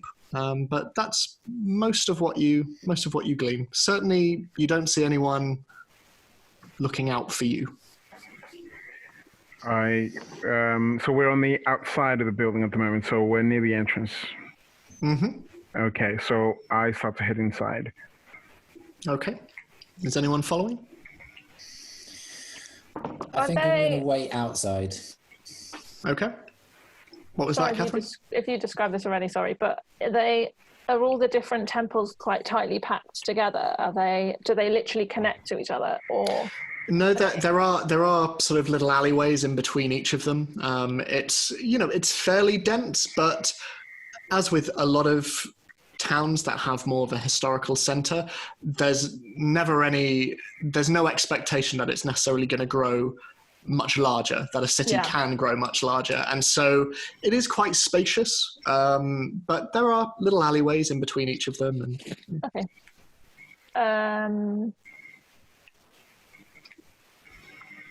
That's fine. I'll follow Dalfa. Okay. Scarlett and Oriana, are you staying outside or going in? I think Scarlett will reluctantly go inside because there's less people in there. Lovely. And Oriana? I will stay outside. Okay. So as Zini and Oriana wait in the snow, and as the sun is fairly low in the sky now, like I say, it's around 5 o'clock, the rest of you go in, and you see a fairly cavernous and echoing space in front of you. Like I said, there are workbenches around, and there are a couple of pews, and you can see up at the very end of the chamber there is the statue of a large anvil, and on top of this, a quite old-fashioned, and Dalfar, you would know that this statue is hundreds, if not nearing 1,000 years old. It is an ancient kind of, I guess the closest equivalent is a fairly Nordic design of a bearded man with sort of quite angular pose, the nuances of anatomy not quite realized, but he is simply holding out to either side a hammer and a 4-spoked cog, and he just stands there. It comes at around 10 feet, maybe. And you see a number of people sort of whispering to the shrine at one end, and you can see some people working away at workbenches. Okay. So this hole, there's no. Are there any sort of stairs downwards, or are there many? Is there another floor, or? It seems fairly hollow. I mean, you can see doors off to one side, but you can surmise from certainly the blueprints that you picked up for the other temple in the lower city that they probably just go off towards sort of robing areas and, where supplies and religious, not artifacts, but religious props, I guess, are used. Yeah. So there are definitely 2 doors, you say? Yeah, there's sort of one off to either side. Okay. So I go up to each one in turn and slowly look inside. Okay. They are open. And, inside one, you see a couple of gnomish priests, and they're sat around a table, and they appear to be playing cards. But they're sat there just sort of playing cards with one another, and you see round the outside of the room there are a number of basically open wooden lockers, inside which each hang robes, and they're sort of coppery robes in terms of color, kind of saffron colored, and each of them have tool belts around them with hammers hanging, and you can see that around these hangers there are also medallions that hold cogs on. Okay. But these gnomes seem to just be sat there, and then one of them turns around to you and goes, Hey, get out of here! Sorry, I'm just having a quick look around. Tourists, and start to get back to their game. They try and look a little bit more official, as you can see one of them just like tighten up the collar around his robes and just yes, I see what you're saying, Brother Dominic. And as the door closes, you just see them all just kind of leading round the crack of the door before eventually it shuts behind you. Are there other priests in the actual main part of the building? Yeah, they sort of walk around and occasionally asking people how they can help, and yeah. So I'm walking around like you would in a museum or an art gallery. You know, when you like go into a museum with a friend and you both sort of like slowly kind of wander away and it's like quiet. You sort of like just, you know, and then I'm going to find my way back to Dalifar and just sort of walk right up next to him and like whisper to him, "You like stone, right?" I know stone. I can appreciate good craftsmanship. Why? Well, why don't you use your charming nature and speak to some of the priests here about your immense enthusiasm for buildings and ask them how they feel about their own temple and maybe ascertain how they would feel if it were to be taken away from them. I don't respond and just stand there for a second and then just go. And then I go and find the priests around. I just go speak to one of them. Speak to one of them. You come up to one. It's sort of got, again, it's a gnome, quite a bit shorter than even you are, Dalifar, but he's got sort of pale skin, large flappy ears, and a little sort of whift of grey hair atop his brow, and also sort of coming down a fairly sizable, if very stringy and very wispy beard, but he's got big eyes, which are only accentuated by the large worksman's goggles that he's got over the top of them. But he turns around and, "Hello, how can I help you?" Hi, I was just admiring your building. It seems to be very old. Yes, no, it's one of the first that was established within Baldur's Gate. Ah, well, I can appreciate good craftsmanship. And this seems to have been around for many millennia, especially the sculpture that you have at the head of the hall. Yes, Gond himself, yes. Is this the only floor? Because I ask in some temples, you might have an underfloor where there'll be even more to see and admire in a temple of worship. Well, as with many of the buildings that were built when Baldur's Gate was first established, it is a simple building. What you see is mostly what you get. We have the chamber here. We have the rectory over in that direction, and he points where you saw the gnomes playing cards. And over there, we have where we keep tools for the workbenches. It's how we maintain the upkeep of the building. Crumbling in many respects, though it is. But this is it, these 3 rooms in this humble but ancient building. It is as much a historical artifact as it is an edifice to inspiration and invention. And he looks towards Gond, holds his cog necklace, just gives a little bow before turning back to you. But what of you? Do you worship, or are you simply here as a tourist? A little more of the tourist, but I am back home. I am a smith. And I work mainly with metal, so I can appreciate good craftsmanship. Ah, fantastic. Gon smiles upon you indeed. And where is it you hail from, Master Dwarf? From a very faraway land. I am very far from home. But I just wanted to ask you, how long have you been in this, or tended to this building? Myself? Yeah. I'm in the background, like, looking at things like, "Oh, wow, look at this stone wall," like listening to the conversation.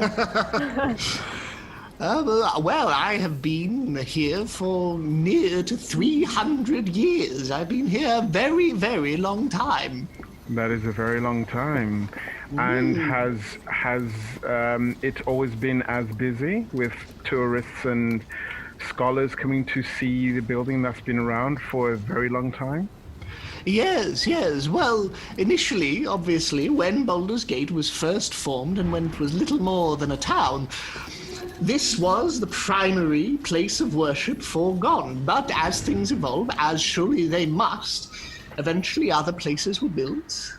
There's the High House of Wonders, which I attend frequently. It is one of the largest in Faerun in terms of worship of God, and obviously there are many temples in the lower city as well.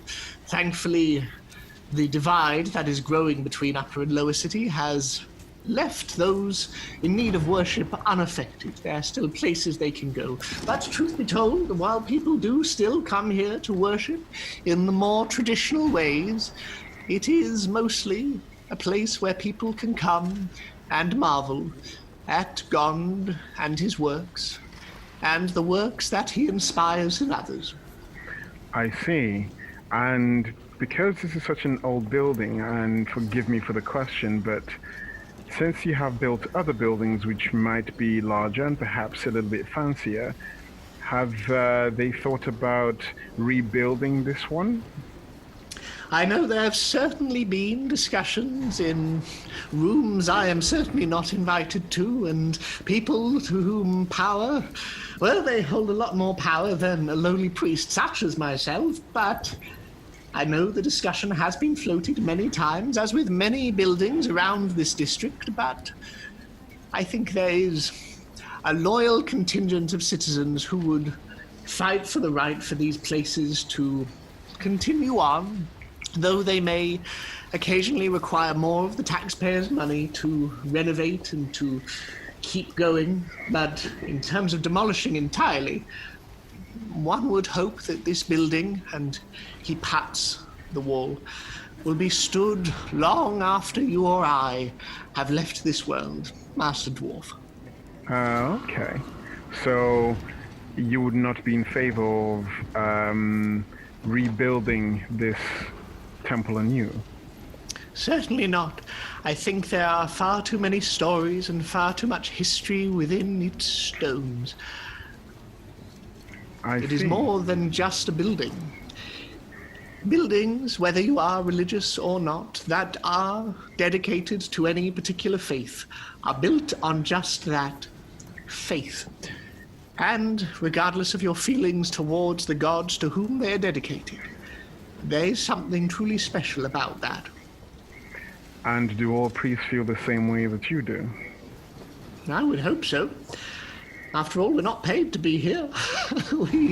we volunteer our time to both the building, to the district, to the city, and most of all, to God. I see. Thank you very much. You're very welcome.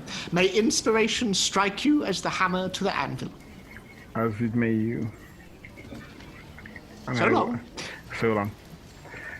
And I just walk off and sort of meander towards Tara. I can't believe they don't pay them. Well, different rules for different people, I suppose. And though I don't think the more influential, the more powerful have too much of a vested interest aside from faith to keep old buildings around. Sometimes it's easier for them to just use a space, knock it down, and make into something else that will make them even more wealthy or more powerful, or serve their needs in other ways. Who knows? But I don't think the priest or any of the clergy feel like they want to be renovating this place anytime soon. Sure, but would they kill a bunch of people to prevent it? It doesn't seem that way. They're not paid to be here. It doesn't give them power. They have nothing to gain from them being for them to murder people. I think it would just be too much mess and too much hassle and too much danger for them. Ed, while I was listening to that conversation, can I have been looking at walls and the anvil statue and stuff specifically for secret switches and things like that. Of course you can. Make a secret switch check using investigation. Ed, Yes. Ed, is this just Scooby-Doo? If you look for a floorboard that's slightly differently animated, that's the one you need to go for. Well, Shirt is the right t-shirt today. we've got a real estate. Oh, very good. We've got a real estate problem that's being disrupted by the supernatural. It's. Granny fungus! Oh, You get new into! So What did you roll? Sorry, Catherine? Just an 11. 11. Looking around and, like, with your experience in looking for such things, they would be fairly evident in a building like this. It is old. It is old and it is just barely kept together. But honestly, it doesn't look like the foundations would be able to take a secret switch or a doorway or anything. Okay. I go and examine the statue if it's always been in the same place, or does it move, as in, does it leave scratch marks in the floor? Make an investigation check for me. A secret staircase underneath. 11 as well. 11. Again, you would know, looking at it, that it is a sturdy piece of stone. Okay. And taking in the clergy, even like with the amount of sort of presence that the priests have here, they would have difficulty pushing such an immense block of stone. Okay.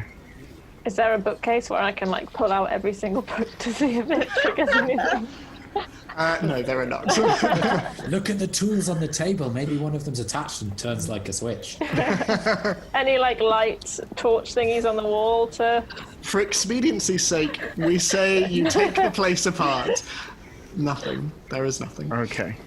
I go to the clergy once more and just go, I am just about to leave, but just a curious question. Of course. You've been around this building for the better part of 300 years, did you say? Yes, give or take. You then must know the surrounding and perhaps what's below the infrastructure that built Baldur's Gate. Then. What lies beneath this building? As far as I am aware, simply tunnel systems, sewers, disused as far as I'm aware. They renovated the entire sewage system many years back. I see. I imagine they probably did the same underneath here. Do you know who renovated or spearheaded the renovations? I am just a simple priest, my friend. I see. Well, thank you very much, and I wish you good fortune. And I start to walk away. Okay. Does my map with all of the sewage systems show whether there would be any running underneath this building? Yeah, you would know, like, the sewer systems are just a web that kind of encompass the entire city. And as with every other part of the city, there are tunnels. There are tunnels underneath, ferrying sewage towards the river.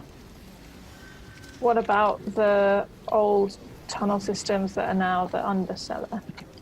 That is, they sort of crisscross as well. It's slightly smaller than the renovated sewer system, and it seems mainly focused on the central area, kind of more around Lower City, but it does stretch out to the farthest reaches of Upper City as well. But yeah, they just kind of like sit on top of one another, this meshing web of different tunnels. I walk outside and look for a manhole cover or a cover for the sewers anywhere nearby. Yeah, like there's one like a little way down. It's fairly old in design, but yeah, it's there.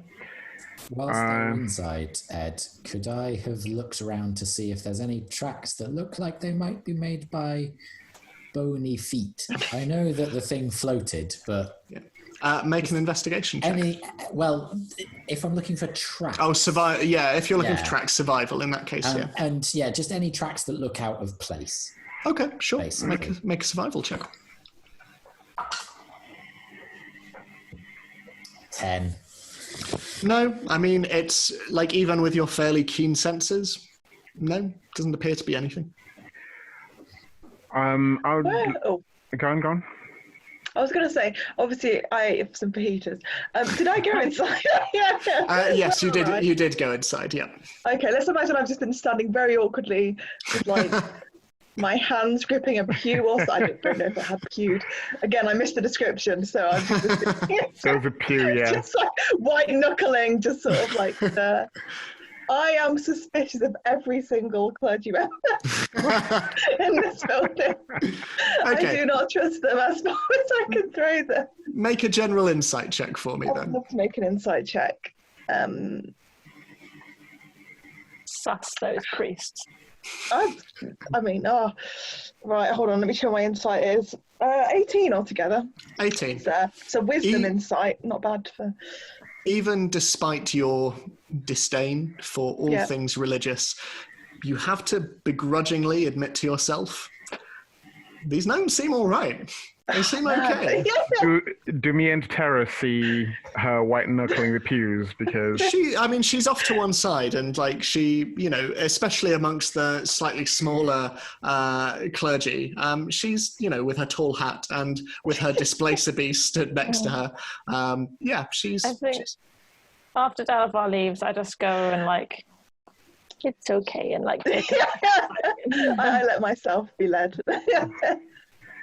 So once outside, I'm going to look for a manhole cover that's slightly away from, as much away from anybody as possible, but close to the temple. You're able, sort of a couple of alleyways down, you find a small manhole cover that's just out of view. So I just turn and say, I think we should look and see what perhaps is beneath this temple, because I don't see anything remarkable in it or what could be happening inside. So perhaps something underneath the building. Well, we've not had any reports of anything happening at this one. It's worth a look, but we don't really know what we're looking for, if anything. It might be worth saving that to look at the older, well, it's not older, but the lower city one, since we know there was sighting. I just want to take a quick look, not going to spend more than a few minutes just to... By all means, check. But... Yeah. We'll keep watch. Okay, so I stand in a ring around the manhole. Do you want Ruddigan to sit on the manhole cover again? Or? Yes. Yes, I do. I would like to lift and go down into the sewer.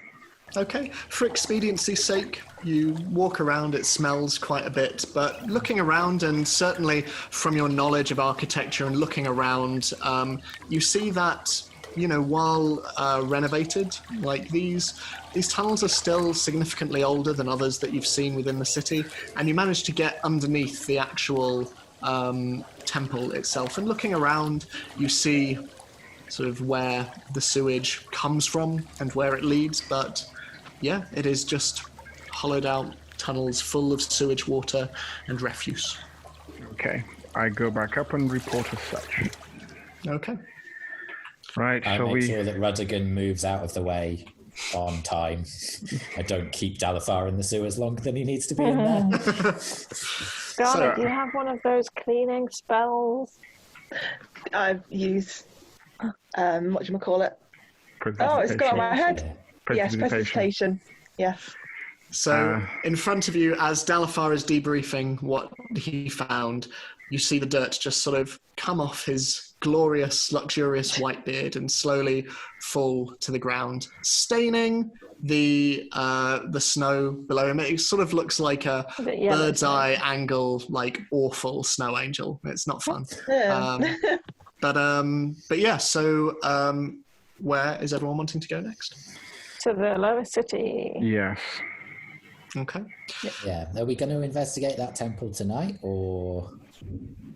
I think at night is okay. Should good. we maybe go by the dripping tap first to secure rooms? And how does that work geographically? Is it Like, Yeah, it's on the way. So basically, you start off in Upper City. You've got to go basically round in a U shape to get to Bloombridge, and you will be passing the Steeps and therefore the Dripping Tap on the way.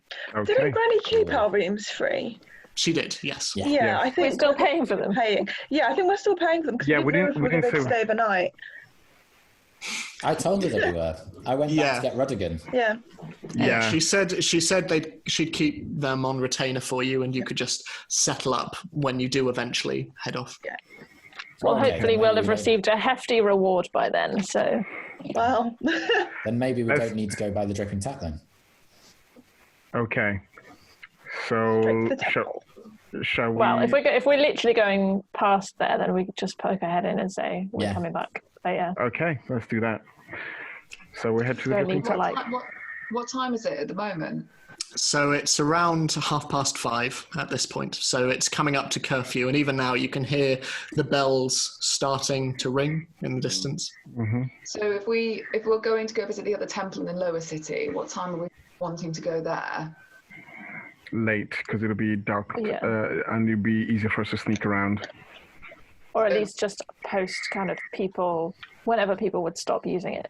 Okay. Yeah. So we're going to the Dripping Tap. So if we don't stick around at the Dripping Tap, what will we do? Well, it depends what time we need to head over there. I think because the sun will be setting, it's already set or setting now anyway. By the time we go to the Dripping Tap, it'll be nighttime, and then it'll be dark, and then we can just go straight from there to the temple. Or we can have a drink, whatever. I don't know when does it get dark? What time does it get? It's dark now. It's winter time, so yeah. Cool. Okay. So you're heading straight down to Lower City? Yeah. Okay. So as you're walking, you eventually meet the very edge of the Temples District, and you are met, Zini, once again by the familiar sight of the various sort of outposts that exist. And as you look from side to side, you see that they span sort of every single street that comes out of the Temples District. And at each of them, there is a significant amount of City Watch presence.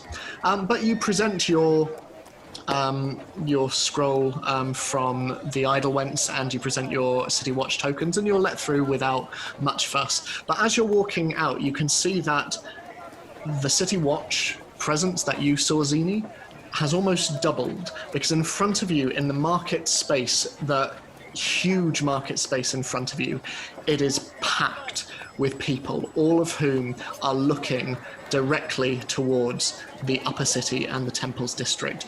And they are all sort of screaming and yelling, and you can see the guards just standing there, just holding their shields, implacable. But you can see one figure towards the center, and they seem to be stood on a cart. And you're sort of able to make your way around the edge of this rather large gathering. But this individual, she's a tall human woman. She has dark skin and long black locked hair, tied up at the top with an undercut. And she's wearing a fairly simple winter coat made out of hides.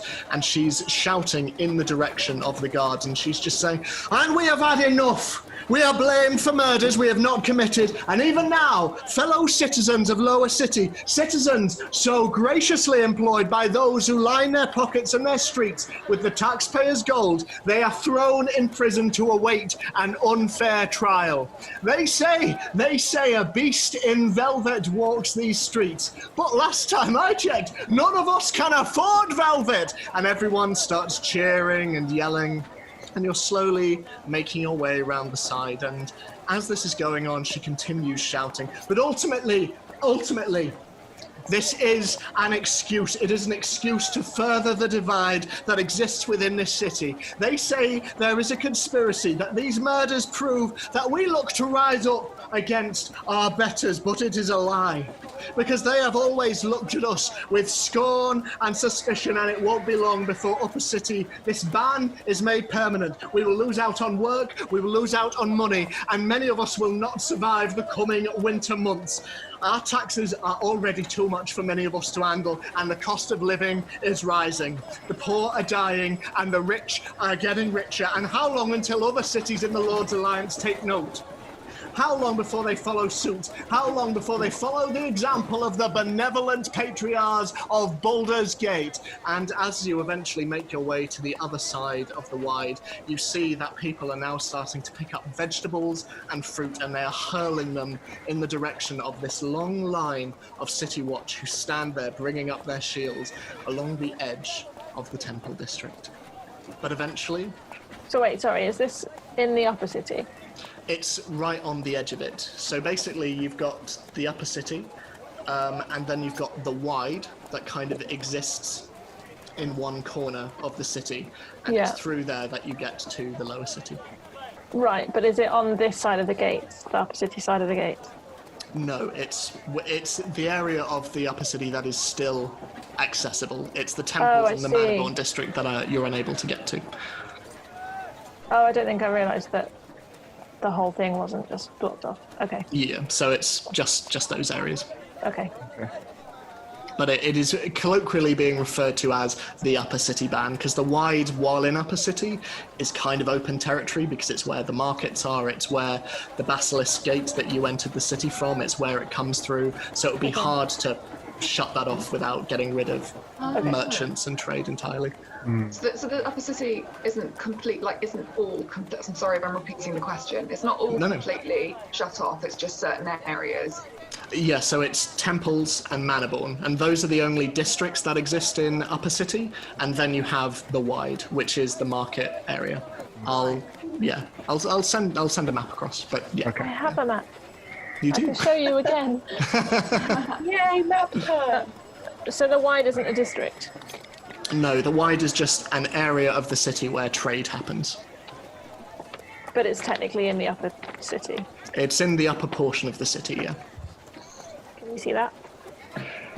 We can, but I can not the words. Yeah, we can't make them out. Just bubblegum strips. So, are you continuing on your way? Yes. Okay, lovely. So you leave behind this protest, and the cheers and the jeers are sort of echoing into the now oncoming night sky. But you make your way through Lower City, and are you stopping by the Dripping Tap? I think so. We'll just essentially pop our heads in. It'd be nice to see Granny Fingers. I am enjoying the upcoming class war. I mean, I think Scarlett thinks it's a massive waste of food and probably put most of it out. But as myself personally, I'm very excited for it. This is all for you, Jess. It's all for me. Why didn't I choose tomatoes? Oh no! I should have rolled a revolutionary character. Scarlett in all her bourgeois. This can be Scarlett's arc. She'll be the one on the cart next time. Character growth. So, are you stopping by the Dripping Tap for any long period of time, or just... What sort of time do we think that people will stop going to temples? Well, but do we want to go there when there aren't any people? Because might that be more suspicious? Because presumably the priesthood will still be there. That's true. So it's a bit weirder if... I mean, I was thinking we'd sneak in. I mean, we could try, but what if it doesn't work?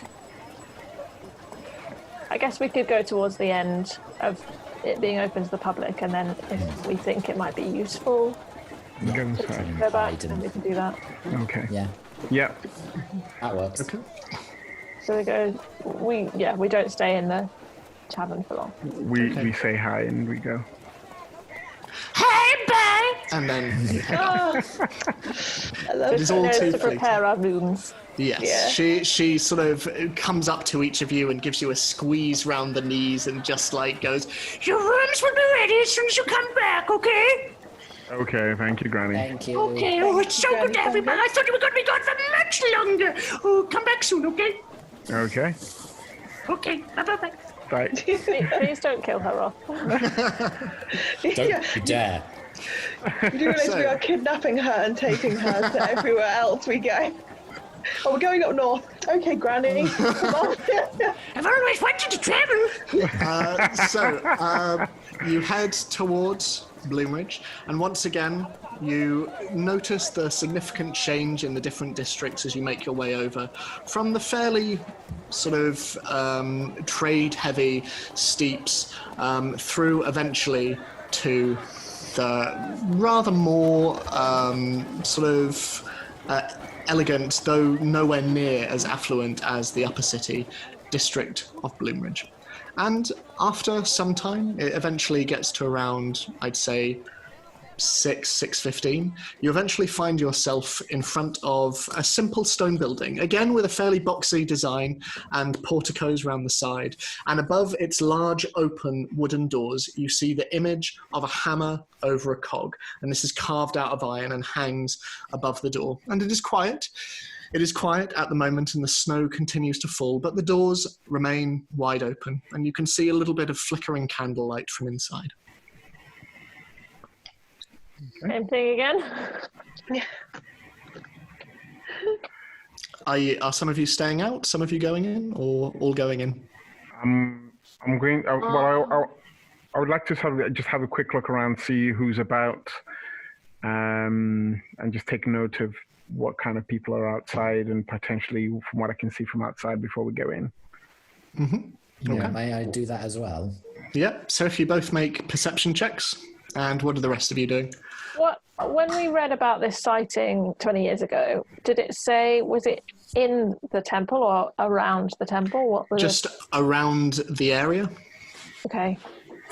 13. 18. Dalfar, you don't really notice much. There are just people walking around and sort of frequenting. It's less rustic in terms of the way in which the religion is carried out. You don't see any inbuilt shrines on the walls. This seems to be a slightly more official. You go in and make your worship and then you come out. Zini, you don't see anything kind of out of place, but again, you see a number of figures, probably 5 at most within the actual building itself. The doors are wide open, and despite the cold weather, it seems to be quite warm inside.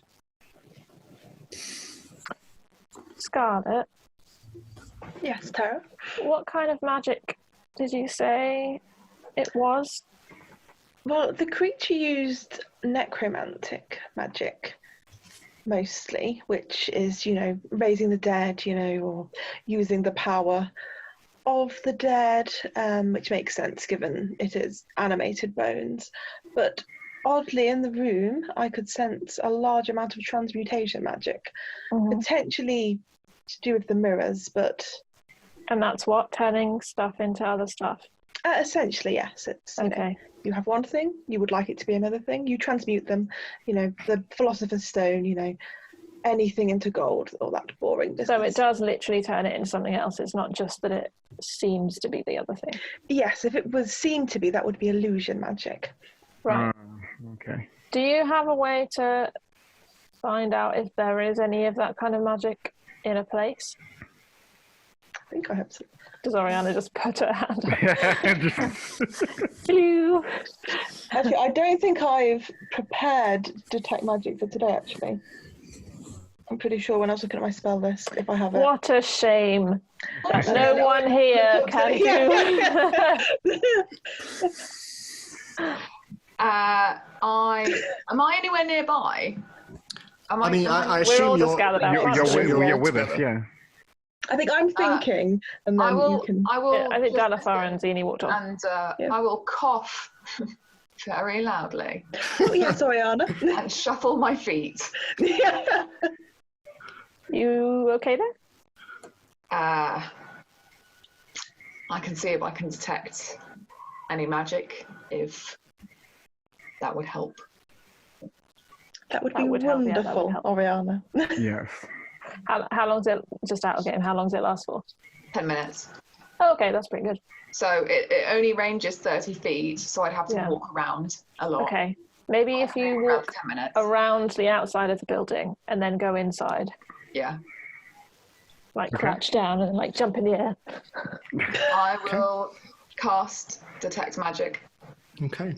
So Oriana, nodding, just goes off and starts to walk around the building. Oriana, you at first don't get anything. But as you begin to probe a little more, deep down, deep in the ground, you feel the edge of something. Just the edge, deep below the temple. Maybe 30 feet. That's lucky. Yeah, it's almost like it's the range of the spell. Yeah. Interesting. Okay. I think you learned just- School of just- Magic. Yeah. Just by the Detect edge. Magic, Yeah. I think. Yeah, I think you do learn the school, yeah. In which case, you would know that it is conjuration magic. The mystery continues. Well, no, that actually goes quite Oh well. yeah, you do learn. You do learn at School of Magic. Oh wow. Yeah. Yeah. Oh, snazzy. Cool.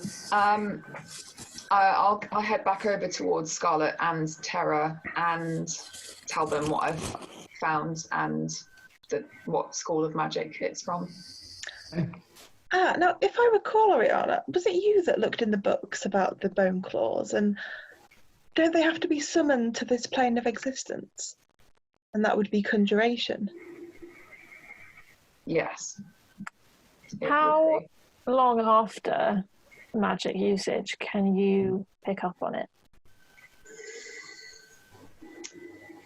Like, That's a great currently question. picking up on something that happened 20 years ago? Or are you picking up on something that's happening right now? I would have thought that it wouldn't be leftover magic, but I can't say for sure. I think it's Scarlet, no? I think Detect Magic is anything that like bears the magic. So I think it's recent, like it's currently enchanted or using the spell. I feel like I don't feel like it's traces of magic. Otherwise, surely when you're using it, you would detect like loads everywhere. Yeah, and it is only a first level spell, so that would be uber powerful for a first level. So it's just recent. Yeah. Yeah. Okay. Well, Perhaps we should that's head in interesting. then. Did you get a sense of direction just down? Beneath us. And was that did she go in the building at all, or was that just from being outside? It was from being outside, so it's beneath the building itself. We could see if there's a way down in the building itself, or... Can I just do a quick look around looking for, like, you know, hidden entrances outside the... Make an investigation check for me. I don't have very good investigation. I help her look. Okay. So should I do advantage, or do you want to do your own? If you roll at advantage. Timing, Billy, timing. Yeah. Well, that was a natural 1. Oh, Okay, that's you go blind. 18. 18? Nice. Looking round, and it is a fairly fortified building. It is a very well-made sort of bit of architecture. And you sort of note, especially as Dalafar kind of points out a couple of areas that might be trouble spots. You look around. No, it seems to just be, from the outside anyway, fairly...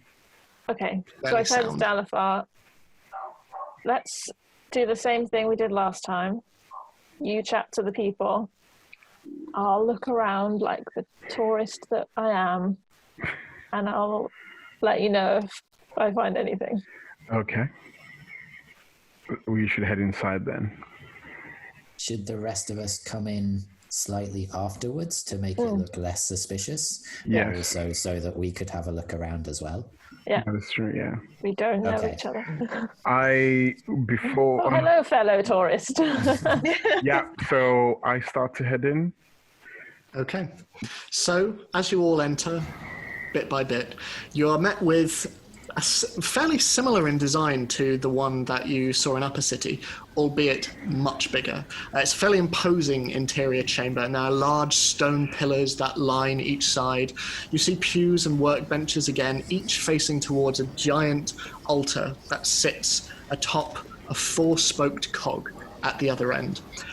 Off to one side, to the right, there are small wooden booths, not unakin to confession booths in design, but they are built into the side of the building and they just line the wall, around 20 doors in total. And in the middle of this large space, there is a giant anvil. And atop this, again, similar to the other Temple of Gond, but much, much more ornate, there is a figure made of bronze, a bearded man, tall and muscular, with his arms crossed in front of him, and in one hand, again, he holds a giant cog, and in the other, a giant smithing hammer. And he stands there towering above you all, coming in at around 30 feet tall. It is a tall, tall statue. And you can see a number... I feel like those statues are important. And you start to look around and you can see, again, the same priests with saffron-coloured robes. There's a real mix of individuals. You see a couple of human priests. It is, again, mostly gnomish clergy, but you see a few walking around. Does this building, is it exactly the same as the blueprints? Because obviously we looked at the blueprints for this one, didn't we? Yeah. Is everything exactly the same? Seems to be, yeah. You can see the doors... Sorry. No, I was just saying, like, the doors move off into the various kind of clergy rooms and the rectory, the confession booths that line the side of the room, also identical. I believe I looked on the blueprints for secret passageways. You did, and I didn't there were find none. any, did I? Yeah. No. Okay. I'd like to focus my investigations on the statue, please. Okay, sure. Make an investigation check. What are the rest of you wanting to do while this is happening? I'm going to blunder into the rooms that sort of fork off from the main hall, just as in, that silly tourist. So you go into one, and you can see that there are a number of tools being put away for the day, and as you walk in, you see a gnome, slightly more ornate robes than the others in the building, and she's got dark skin and again flappy ears, short black hair, and she's got stunning green eyes. And she turns around to you and, "Hello, can I help you?" I'm just having a look around. I think I got turned around a little bit. Not to worry, not to worry. This is our tool room. If you require anything for the workbenches, we are more than happy to help. Thank you. Are you here all night? I will be, yes. I am the night shift here. People come to work during the night looking for inspiration. I see. It is quieter, but it gives me time to think. Okay. Are you one such person? For now, I would just like to have a look around and marvel at your immense structure. Of course. Well, I would be happy to give you the guided tour, should you so wish. Thank you. I might take you up on that. Of course. I will be out in just a moment. Okay. And I go back? Okay. And in the other room, again, you see, similar to the other one, there are robes hanging up, and it seems to be almost an identical design. And certainly in your travels, you would know that there is a certain uniformity to a lot of temples dedicated to Gond. It is, he is the god of smithing and of perfect design, and this seems to be perfect. Sorry, Zini, were you going to say something? Again. Yeah, so just come in a little bit after the first two and then just have a look around and see if there's anything out of place or that looks slightly like it might be purposefully out of place, let's say. Okay. I'll say make a perception check for that, seeing as you're not looking for anything particular. What did you roll, Tara? 18. 18. So looking at the statue in particular, Yeah. it looks like a work of fine craftsmanship. There's nothing around the statue itself. Was it just the statue you were looking at, or the whole building generally? Like the anvil guy thing. Okay. Yeah. No, that seems as presented. Seems. Yeah. 14. 14. Looking around, nothing much. Occasionally, you sort of wander past people who are at workbenches, and after a certain amount of time, you see one or two of them yawning and leaving. You see one person just coming in and taking up another workbench and bidding the others good day. You see from out of one of the booths along the side someone exit, and you can see they are sort of fairly small wooden, basically boxes with single seats in, and they have a little place to rest, papers, notes on there. But one thing, sort of as you walk past, you can see on the wall that is against the stone, there is writing carved all down these wooden dividers, and they sort of built into the wall. And as you look closer, you can see that there are different languages, and it repeats the same phrase again and again and again. May inspiration strike as the hammer to the anvil. And you recognize them in the languages that you know, but you can gauge from the sheer amount there is. It's written in basically probably every language you can conceive. Okay. So what's everyone else wanting to do?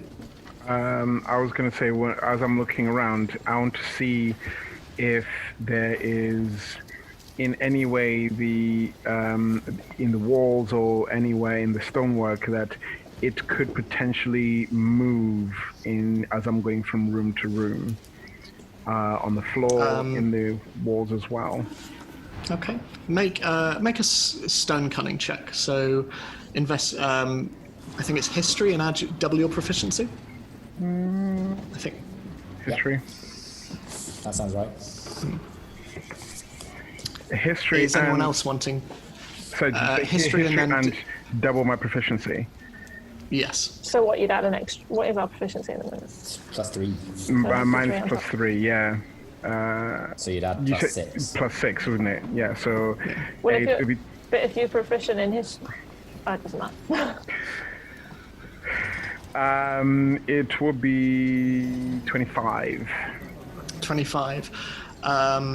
Yeah. So looking round, you are walking round the building, and you sort of look from room to room, and once again you're sort of met with clergy seeming a little less crotchety than the ones you met in Upper City, but they sort of invite you to just look around, and you're looking in and sort of nodding in that kind of, oh, very nice, yeah, very nice, and just walking around. Yeah. But as you're walking around, you see Terra over by the statue, and you walk over to where she is, and as this is happening, you hear a door open behind you, and you both turn and you look, and you see Zini stood next to one of the booths as someone comes out and almost bumps into her and just, oh, awfully sorry, I'm on my way. It's okay, it's okay.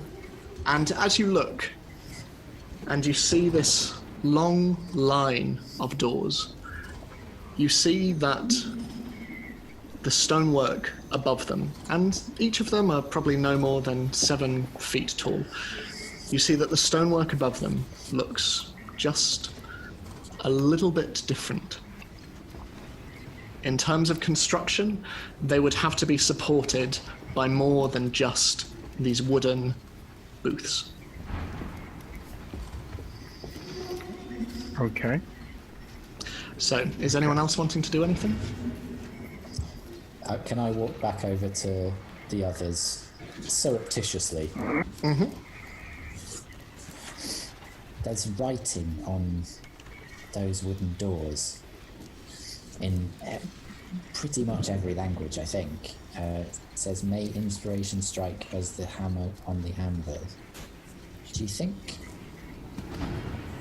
This might seem a little bit wild, but do you think we need to hit the anvil?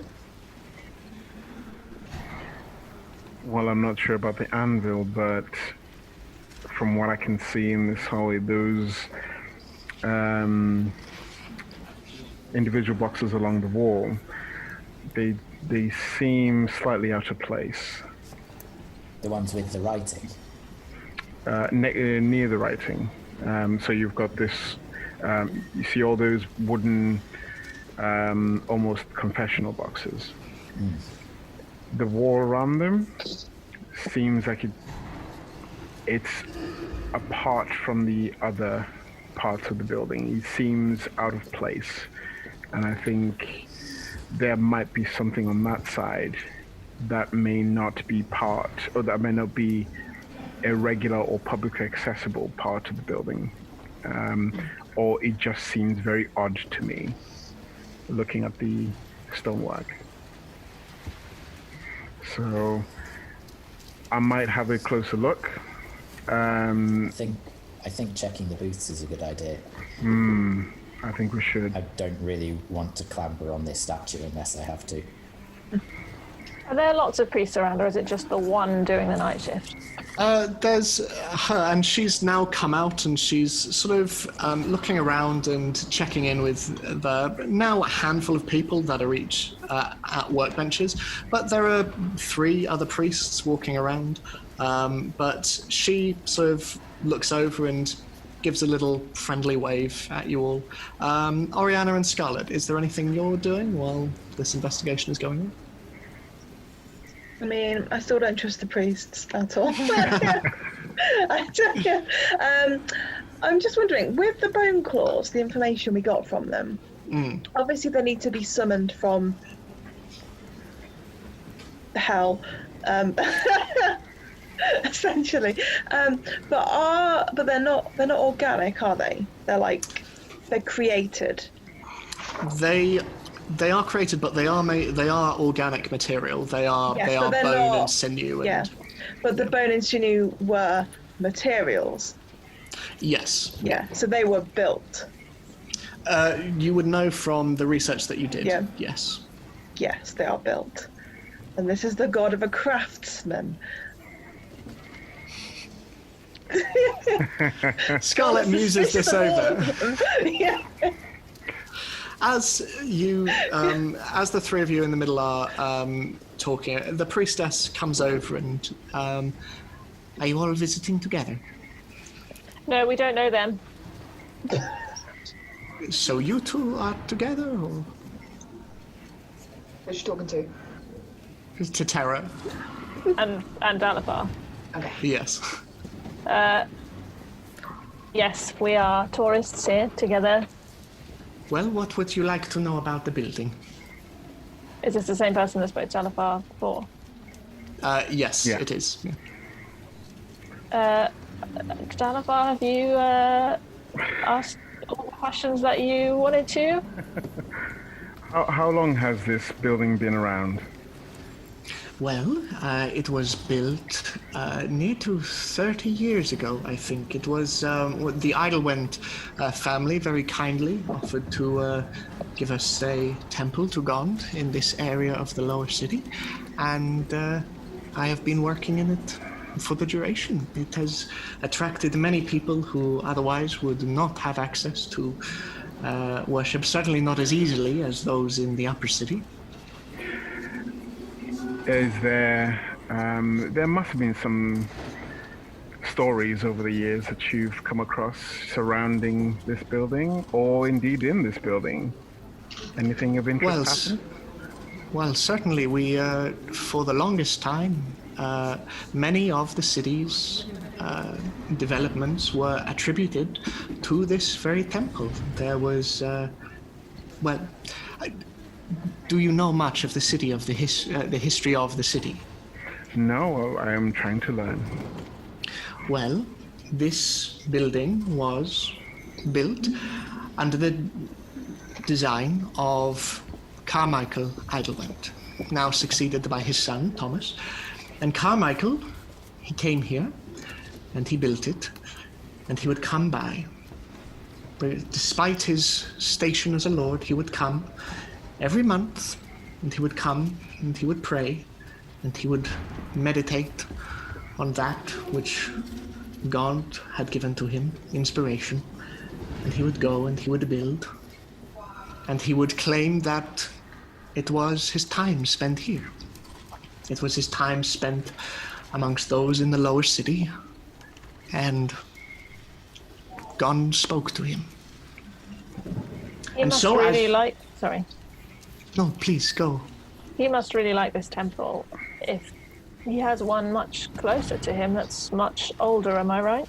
Indeed, I think he felt some form of ownership, or maybe he felt indebted to those of us who stood alongside him while he built. But his building work can speak for itself. It is remarkable. But over there, and she points at one of the booths, and she goes, that I remember, he would come every single month. He was very particular. He would always ask to have his booth set aside, same night, every month.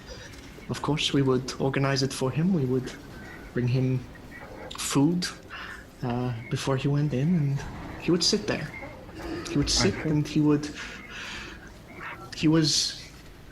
a very fine man, a fine regular. I see.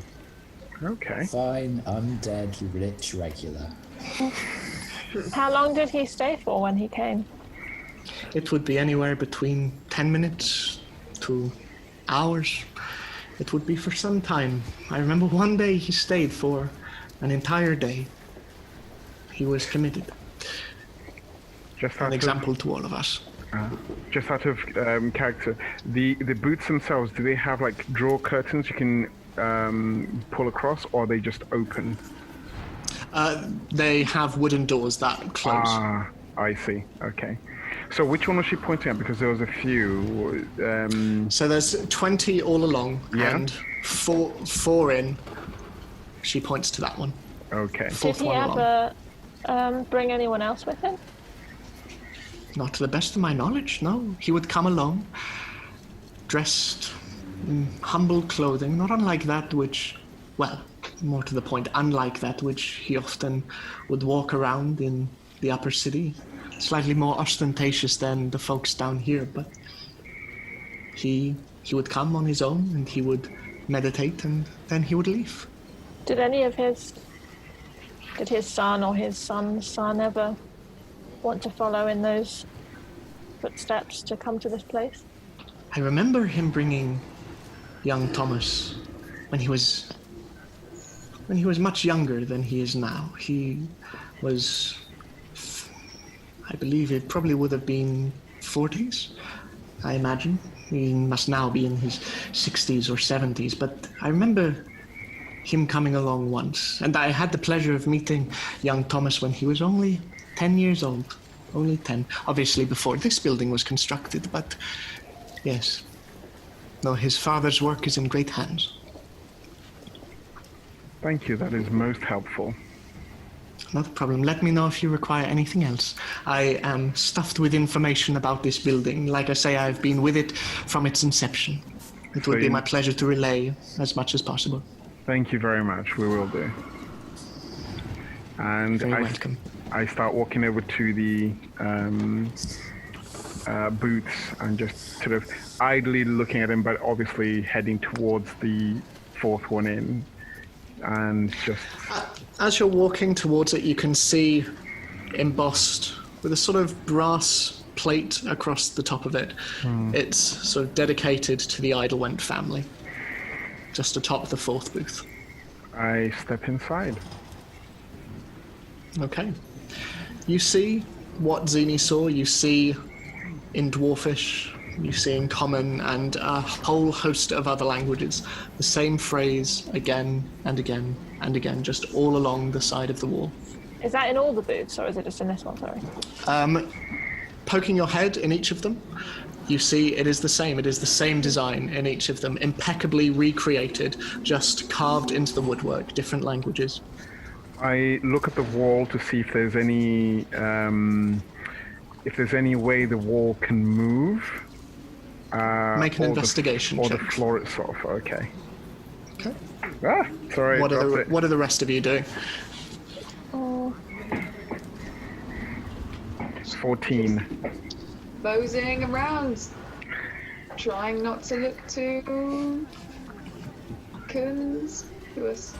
Moseying at anything in particular, or just wondering? Just seeing whether or not I notice anything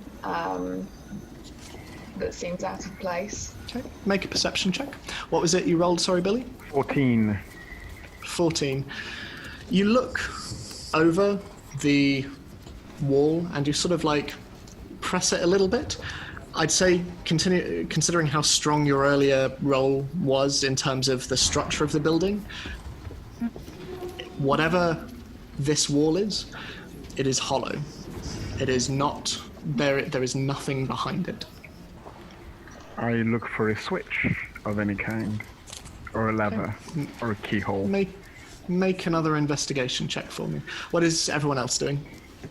Well, has he shut the door behind him? Jalafar, I mean. No. So I'm just going to stand behind him and watch, I guess. Well, I'll help him look for, I don't know, lever or whatever. So roll at advantage, Billy. 13. Nothing as far as you can see. You look around and you sort of run your thumb along the different grooves in the wall, but... Oriana's magic still, to her detect magic still up? No, it would have been more than 10 minutes now, I'd say. Yeah. I push the wall as hard as I possibly can with all my might. You what, sorry? I push the false wall with all the strength that I can muster. Okay, make a strength check for me. Yes. While he's doing that, can I start very slowly and carefully reading all of the languages out loud? Okay. Sounding it out. Okay. Some of it is in script that you don't know, but, some of them you're able to just sort of mouth out. It looks fairly similar to Common, and you're able to sort of glean as best you can how that would sound. But, yeah. Billy, what did you roll? 25. As you're... Plus 7 strength now. As you're looking and reading and sort of sounding aloud, and your voice is kind of echoing around the building, Terra, one of the words in front of you just suddenly splinters, and you just look at Dalafar as he just looks back at you, and you can see that something has given, and the wood around the edges of this wall are splintering a bit. And as you look through, you can see the tiniest slither of a locking mechanism, now broken out of place. Okay, so I'm gonna very sort of quickly and quietly, try and make eye contact with the other three. Mm-hmm. Give him a little head motion, come through here, but then I'm gonna pull the door, not completely closed, but just so that it's in the way so they can't see Dalafar. Okay. And then get out my thieves' tools. Yeah, sure. And try and unlock it. Are you all piling into the same booth, or? I'm hoping that we'll go through first. Okay. And then they can just be like, oh, look. I just say one at a time, but quickly as possible. So you bring out your thieves' tools, and as you look down at the lock, it will need another push, but the lock mechanism itself is basically broken off. Yeah, it's still the door's still fixed in place, but... Okay, I put them away, and I'm carry on. I push again. I'd say, given your earlier strength check, you just... And sort of Terror just closing the door a bit behind you and just okay, come on. Can Sorry. Yes. No. Just prestidigitation, can you use that to make any sounds? You can, yes. Yes. Can I disguise the noise of him barging through the wall on the other side? I don't know if you can project it, but on the other side of the room. Yeah. It's got a 10 feet range. They're okay, 10 feet away. Just disguise the noise with something that would happen anyway. Okay. As you and Dalafar lock eyes and just nod, as he goes into the door, there is this boom, boom, ping pong that seems to echo around the hall, and you hear the priests off to one side just go, it's not often that you hear the bells down here, but all right.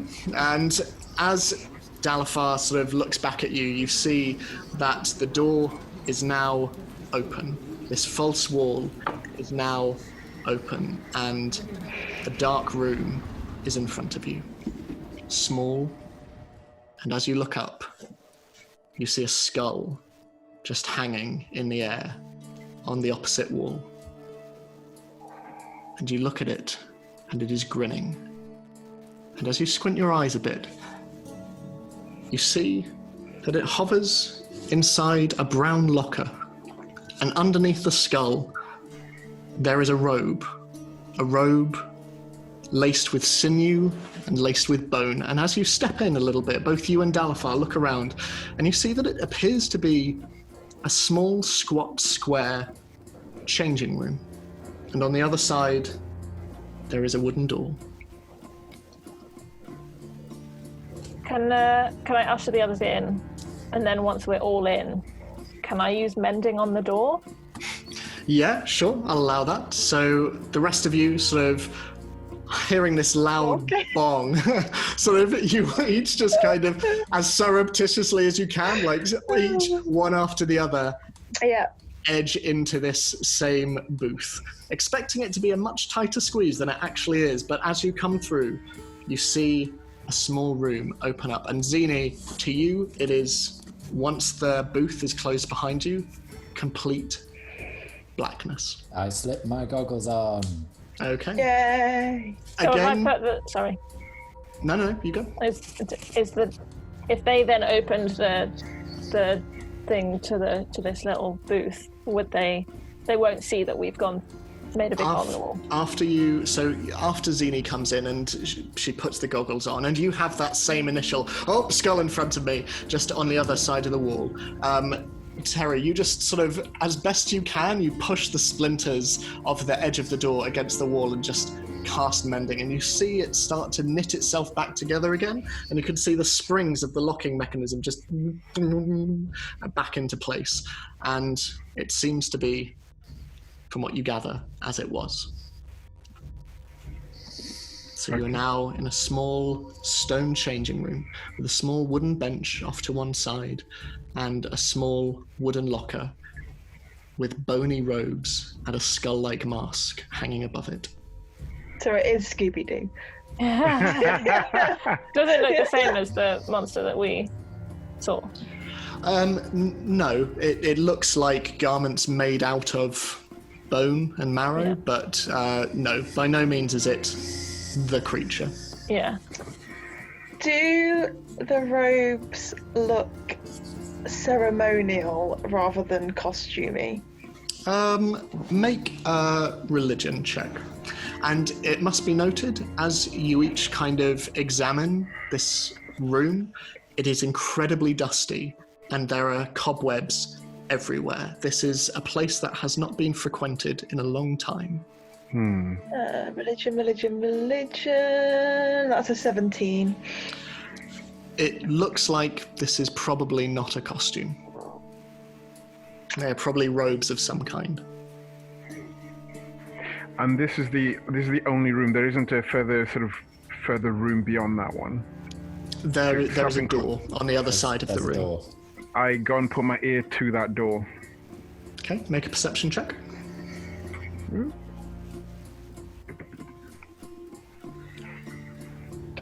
23. You hear nothing. You hear what seems to be just the of the corridor outside. Is the locker... Go on. The costume's in a locker, did you say? Yes. Is there anything else, any aspect of that that's like closed, like cupboards or anything? Yeah, there's sort of a railing inside the locker, but that's kind of it. It's quite a small room, but there's no additional clothing in there. Okay. before doing anything else, I just look at the work desk, see if there's any notes, any paper, parchment, any kind of writing scribes. Yeah. The desk is in the booth itself, which is now closed behind you. Oh, So right. This room is just a stone square room with a locker and a bench to sit on. Is it safe to put in the bag of holding? We might need that as proof of what's going on here. Scarlet? Bench. Take the bench. The costume. Yes. The bench in the bag of holding. A good bench. You never know when you need to sit down. I mean, It's Scooby Poppins. you could take it to gigs. No, you could be on the top floor or something. Someone's coming up the stairs. Just turn the bag upside down and look for the bench, and just have a magical bench. But no, I meant the gown, the robe. Well, but shouldn't we leave it here? Because otherwise it could just be something that we made or randomly found, and then we're trying to say, oh yeah, this was there, you know? I mean, they seem to be ceremonial. Would I be able to tell whether or not there would be any magical element to them, or if it's literally just skin and bones? From what you can make out, it seems to just be materials and bones and skin. Is the skull the same as the one that I picked up, or is it different? Looking at it, it seems to be the same. Okay. So it's not a human skull? It's sort of a facsimile of one, like the cheekbones jut out and elements of the skull are ridged, but yeah, and it's got much more of a grinning mouth than a normal human skull would. Okay. I'm gonna take the robe and put it in the bag of holding regardless. Okay. So you take it, and cobwebs sort of retch away from the walls, but you shake them off, and dust fills the air, and you all have to sort of hold your breath a bit as it just floats around. But you put it in the bag. So Carmichael was a member of the Bone Cadre then? I think that's safe to assume. Yes. And he maybe brought Thomas here. Mm-hmm. Yeah, so although he hasn't been back since. Then maybe he's moved the temple. Somewhere. Yeah. But right now Thomas is our prime suspect, unless we're dealing with an undead Carmichael. So maybe he wants to renovate this other temple to make it more like this one. The other one didn't have any kind of secret compartments. Maybe he wants to put them in. Yeah, perhaps. Possible. Seems likely. But if this hasn't been frequented, this area here, how did they get in to downstairs to do this conjuring? Well, this might be from when it was last seen around here, not necessarily of recent ones. But and he doesn't necessarily want to renovate the other temple of Gond into a temple of Gond. Yeah. Do you want to see what's behind the door? Let's check behind the door. I suggest I go first. I think that's a good idea. Does it look like it's locked? I'm looking at it. It seems like it is a simple eihandle and push.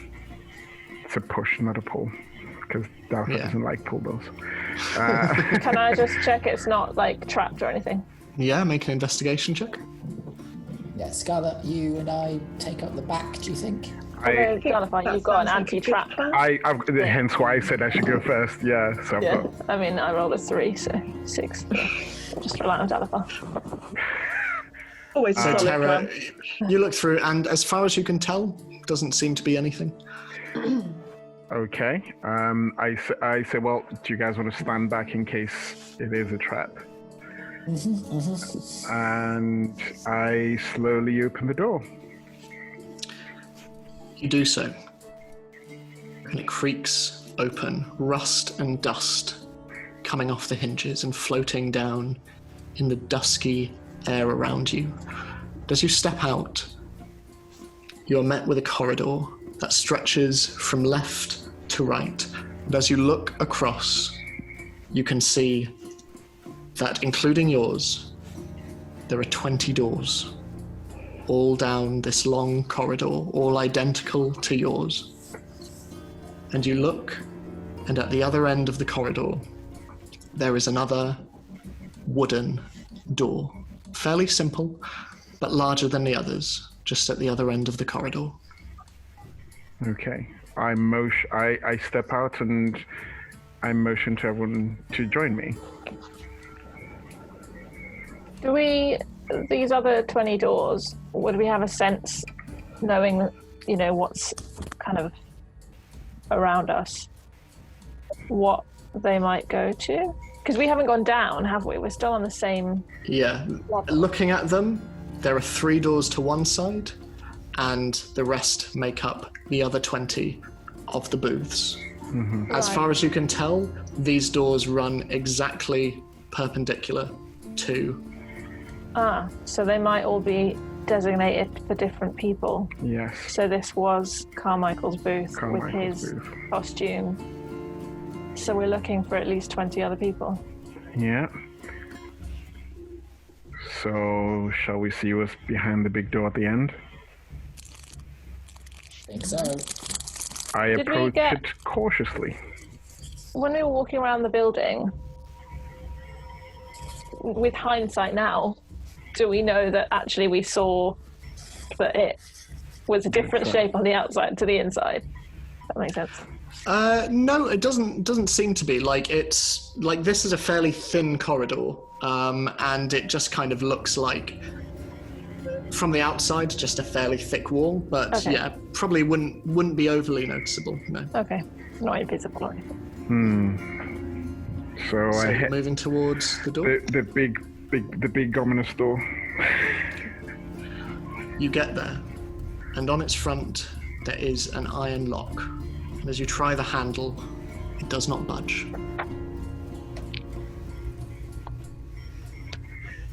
Tara, can Want you me to pick give it a can go? you pick the lock? I'll try. Since it's Steve's tools, I should actually get double proficiency. I should have done Yep, that so dexterity check with double proficiency. before. Is it a sleight of hand check? Yeah, sleight of hand, yeah. Okay, that's better. Oh, it's still not good. 12. As you put your tools into the lock, dust and rust fly out, and it takes you a little moment just clearing the air. But as you press your tools in, something gives, and you feel a spring just snap, and the door handle just goes loose. However long this door has been here, it has fallen into disrepair, and it slowly creaks open. And you see, moving down, there is a spiral staircase slowly twisting down, down, down. And all along the walls, and as you look behind the door, there are bloody fingernail scratches into the stonework and the wood.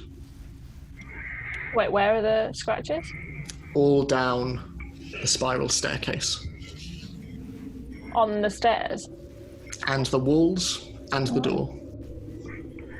Well, I think we should be on guard, judging by the decor. Really? Do they look like human-sized hand spans? Or... Make a nature check for me. I would like to make one as well. Natural You 1 want- plus 0. 14. 14. It's hard to tell. There is a cacophony of scratches all across the walls, Okay. but they are very red and dry. I suppose I should go first then. Yep. So- Yeah. Are you being stealthy, all of you? Or... I think we Yes. should. We can Yes, use Michael's and I am thing. staying as close to everybody as I possibly can. Okay, Even so though I've not been rolling terribly well. everyone roll for stealth. It's not going well. Skills. Woo! That's my stuff. 19. Oh yeah. Oh, same. High five. 16. Only 10 for me. Okay. And what- 14. 14. What did you get, Diani? 16. 16. So I'm selfie for once. I'm super selfie. everyone just slowly makes their way down the stairs. Zini, you find your armor, like, though it is light, you find it rattling against your metal arrows, and you just sort of hold them in place. This is unnerving. It is not fun. And Terra, I'd like you to make a wisdom saving throw as you go down, down, down. Get these things. Should have brought more wine. 19. Oh, You are overtaken with adrenaline as you all slowly move down, and you go round the spiral staircase until eventually a circular room opens up to you. Stone pillars are reaching down from the stone ceiling above, and unlit iron-cast chandeliers hang from the ceiling with stalactites of wax underneath, like an upside-down crown. Painted on the far wall, there is a giant mural, and while its paints were no doubt once vibrant in colour, now they are dulled, peeling, and cold. They depict a large, barren landscape with rising mountainous spires and unnaturally dark pits, and in the centre of this, in the distance and surrounded by dark and ashen clouds, there sits a tower. Bone white and jagged, it looks like a gleaming and serrated fang piercing the sky. But this is not what draws your eye. In front of this mural, you see a statue. Much like the one upstairs, it is built on a giant anvil, but there the similarities end. The anvil is split in two, and upon it stand three giant and twisted figures, and though constructed of stone, you know, and it is unmistakable, that they are creatures of bone, their skeletal forms covered in bony, chitinous skin, with grotesque insectoid wings stretching out from their backs, and serrated, pointed spines that extend into horrific scorpion tails. The first of the three is larger than the others, bulbous and gluttonous. Its rib cage is stretched open, and within it you can see souls and bodies writhing in pain, and through its wide and ravenous mouth it devours a giant cog. The second of the figures is more muscular in appearance and in presence, with countless arms reaching out in every direction, breaking apart a great hammer. And the third figure, more spindly and wiry than the others, with bony spines stretching back from its skull like fingers and a wide, sickening grin, crouches on top of the prone form of Gond himself, tearing out his entrails playfully and seemingly laughing. And all around the room, you see corpses. 19 corpses. Old, decomposed, all of them wearing bone and cloth, all of their rib cages torn open, and their mouths are silently screaming, all of them wearing skull masks and bony, chitinous robes. And in the center of the room, standing freely and without support, there stands the lower half of a full-body mirror, the top of it smashed away. Its frame is made from symmetrical bone, and all across the paving stone, in amongst the corpses, you see shattered bits of reflective glass. And as you look upon all of this, you look up at the ceiling, and there is a figure floating above you, and it cocks its head. And that is where we will end today's session. Well, we found the 19 people, didn't we? yeah. Mystery solved. Yeah, we did it, guys. Let's go! Go. Thank you all very much. I hope you enjoyed these. Aren't. Let's have a fun session soon. Let's have a fun session. Let's do a beach episode. Oh yeah, just a little bit of filler where Yeah. Well, I feel Dalafar would be both great and terrible at the beach because he'd be playing beach volleyball. While he has the strength, he doesn't have the height. I think So- Dalafar would be super competitive at beach volleyball. It'd be like a really violent version of that scene from Top Gun. Yeah, definitely. Well, thank you all so much, and thank you for joining us. We hope you've enjoyed. As always, please give us a like, a subscribe, follow us on Twitter, on Instagram, check out our Patreon, check out our podcast. We would love to have you as part of the office. In the meantime, stay safe, and we're filming this on Easter. It'll be out next week, but hope you have a lovely Easter, and hope isolation is going well. We love you very much, and have a great week. Happy Sunday. Bye, guys. Bye.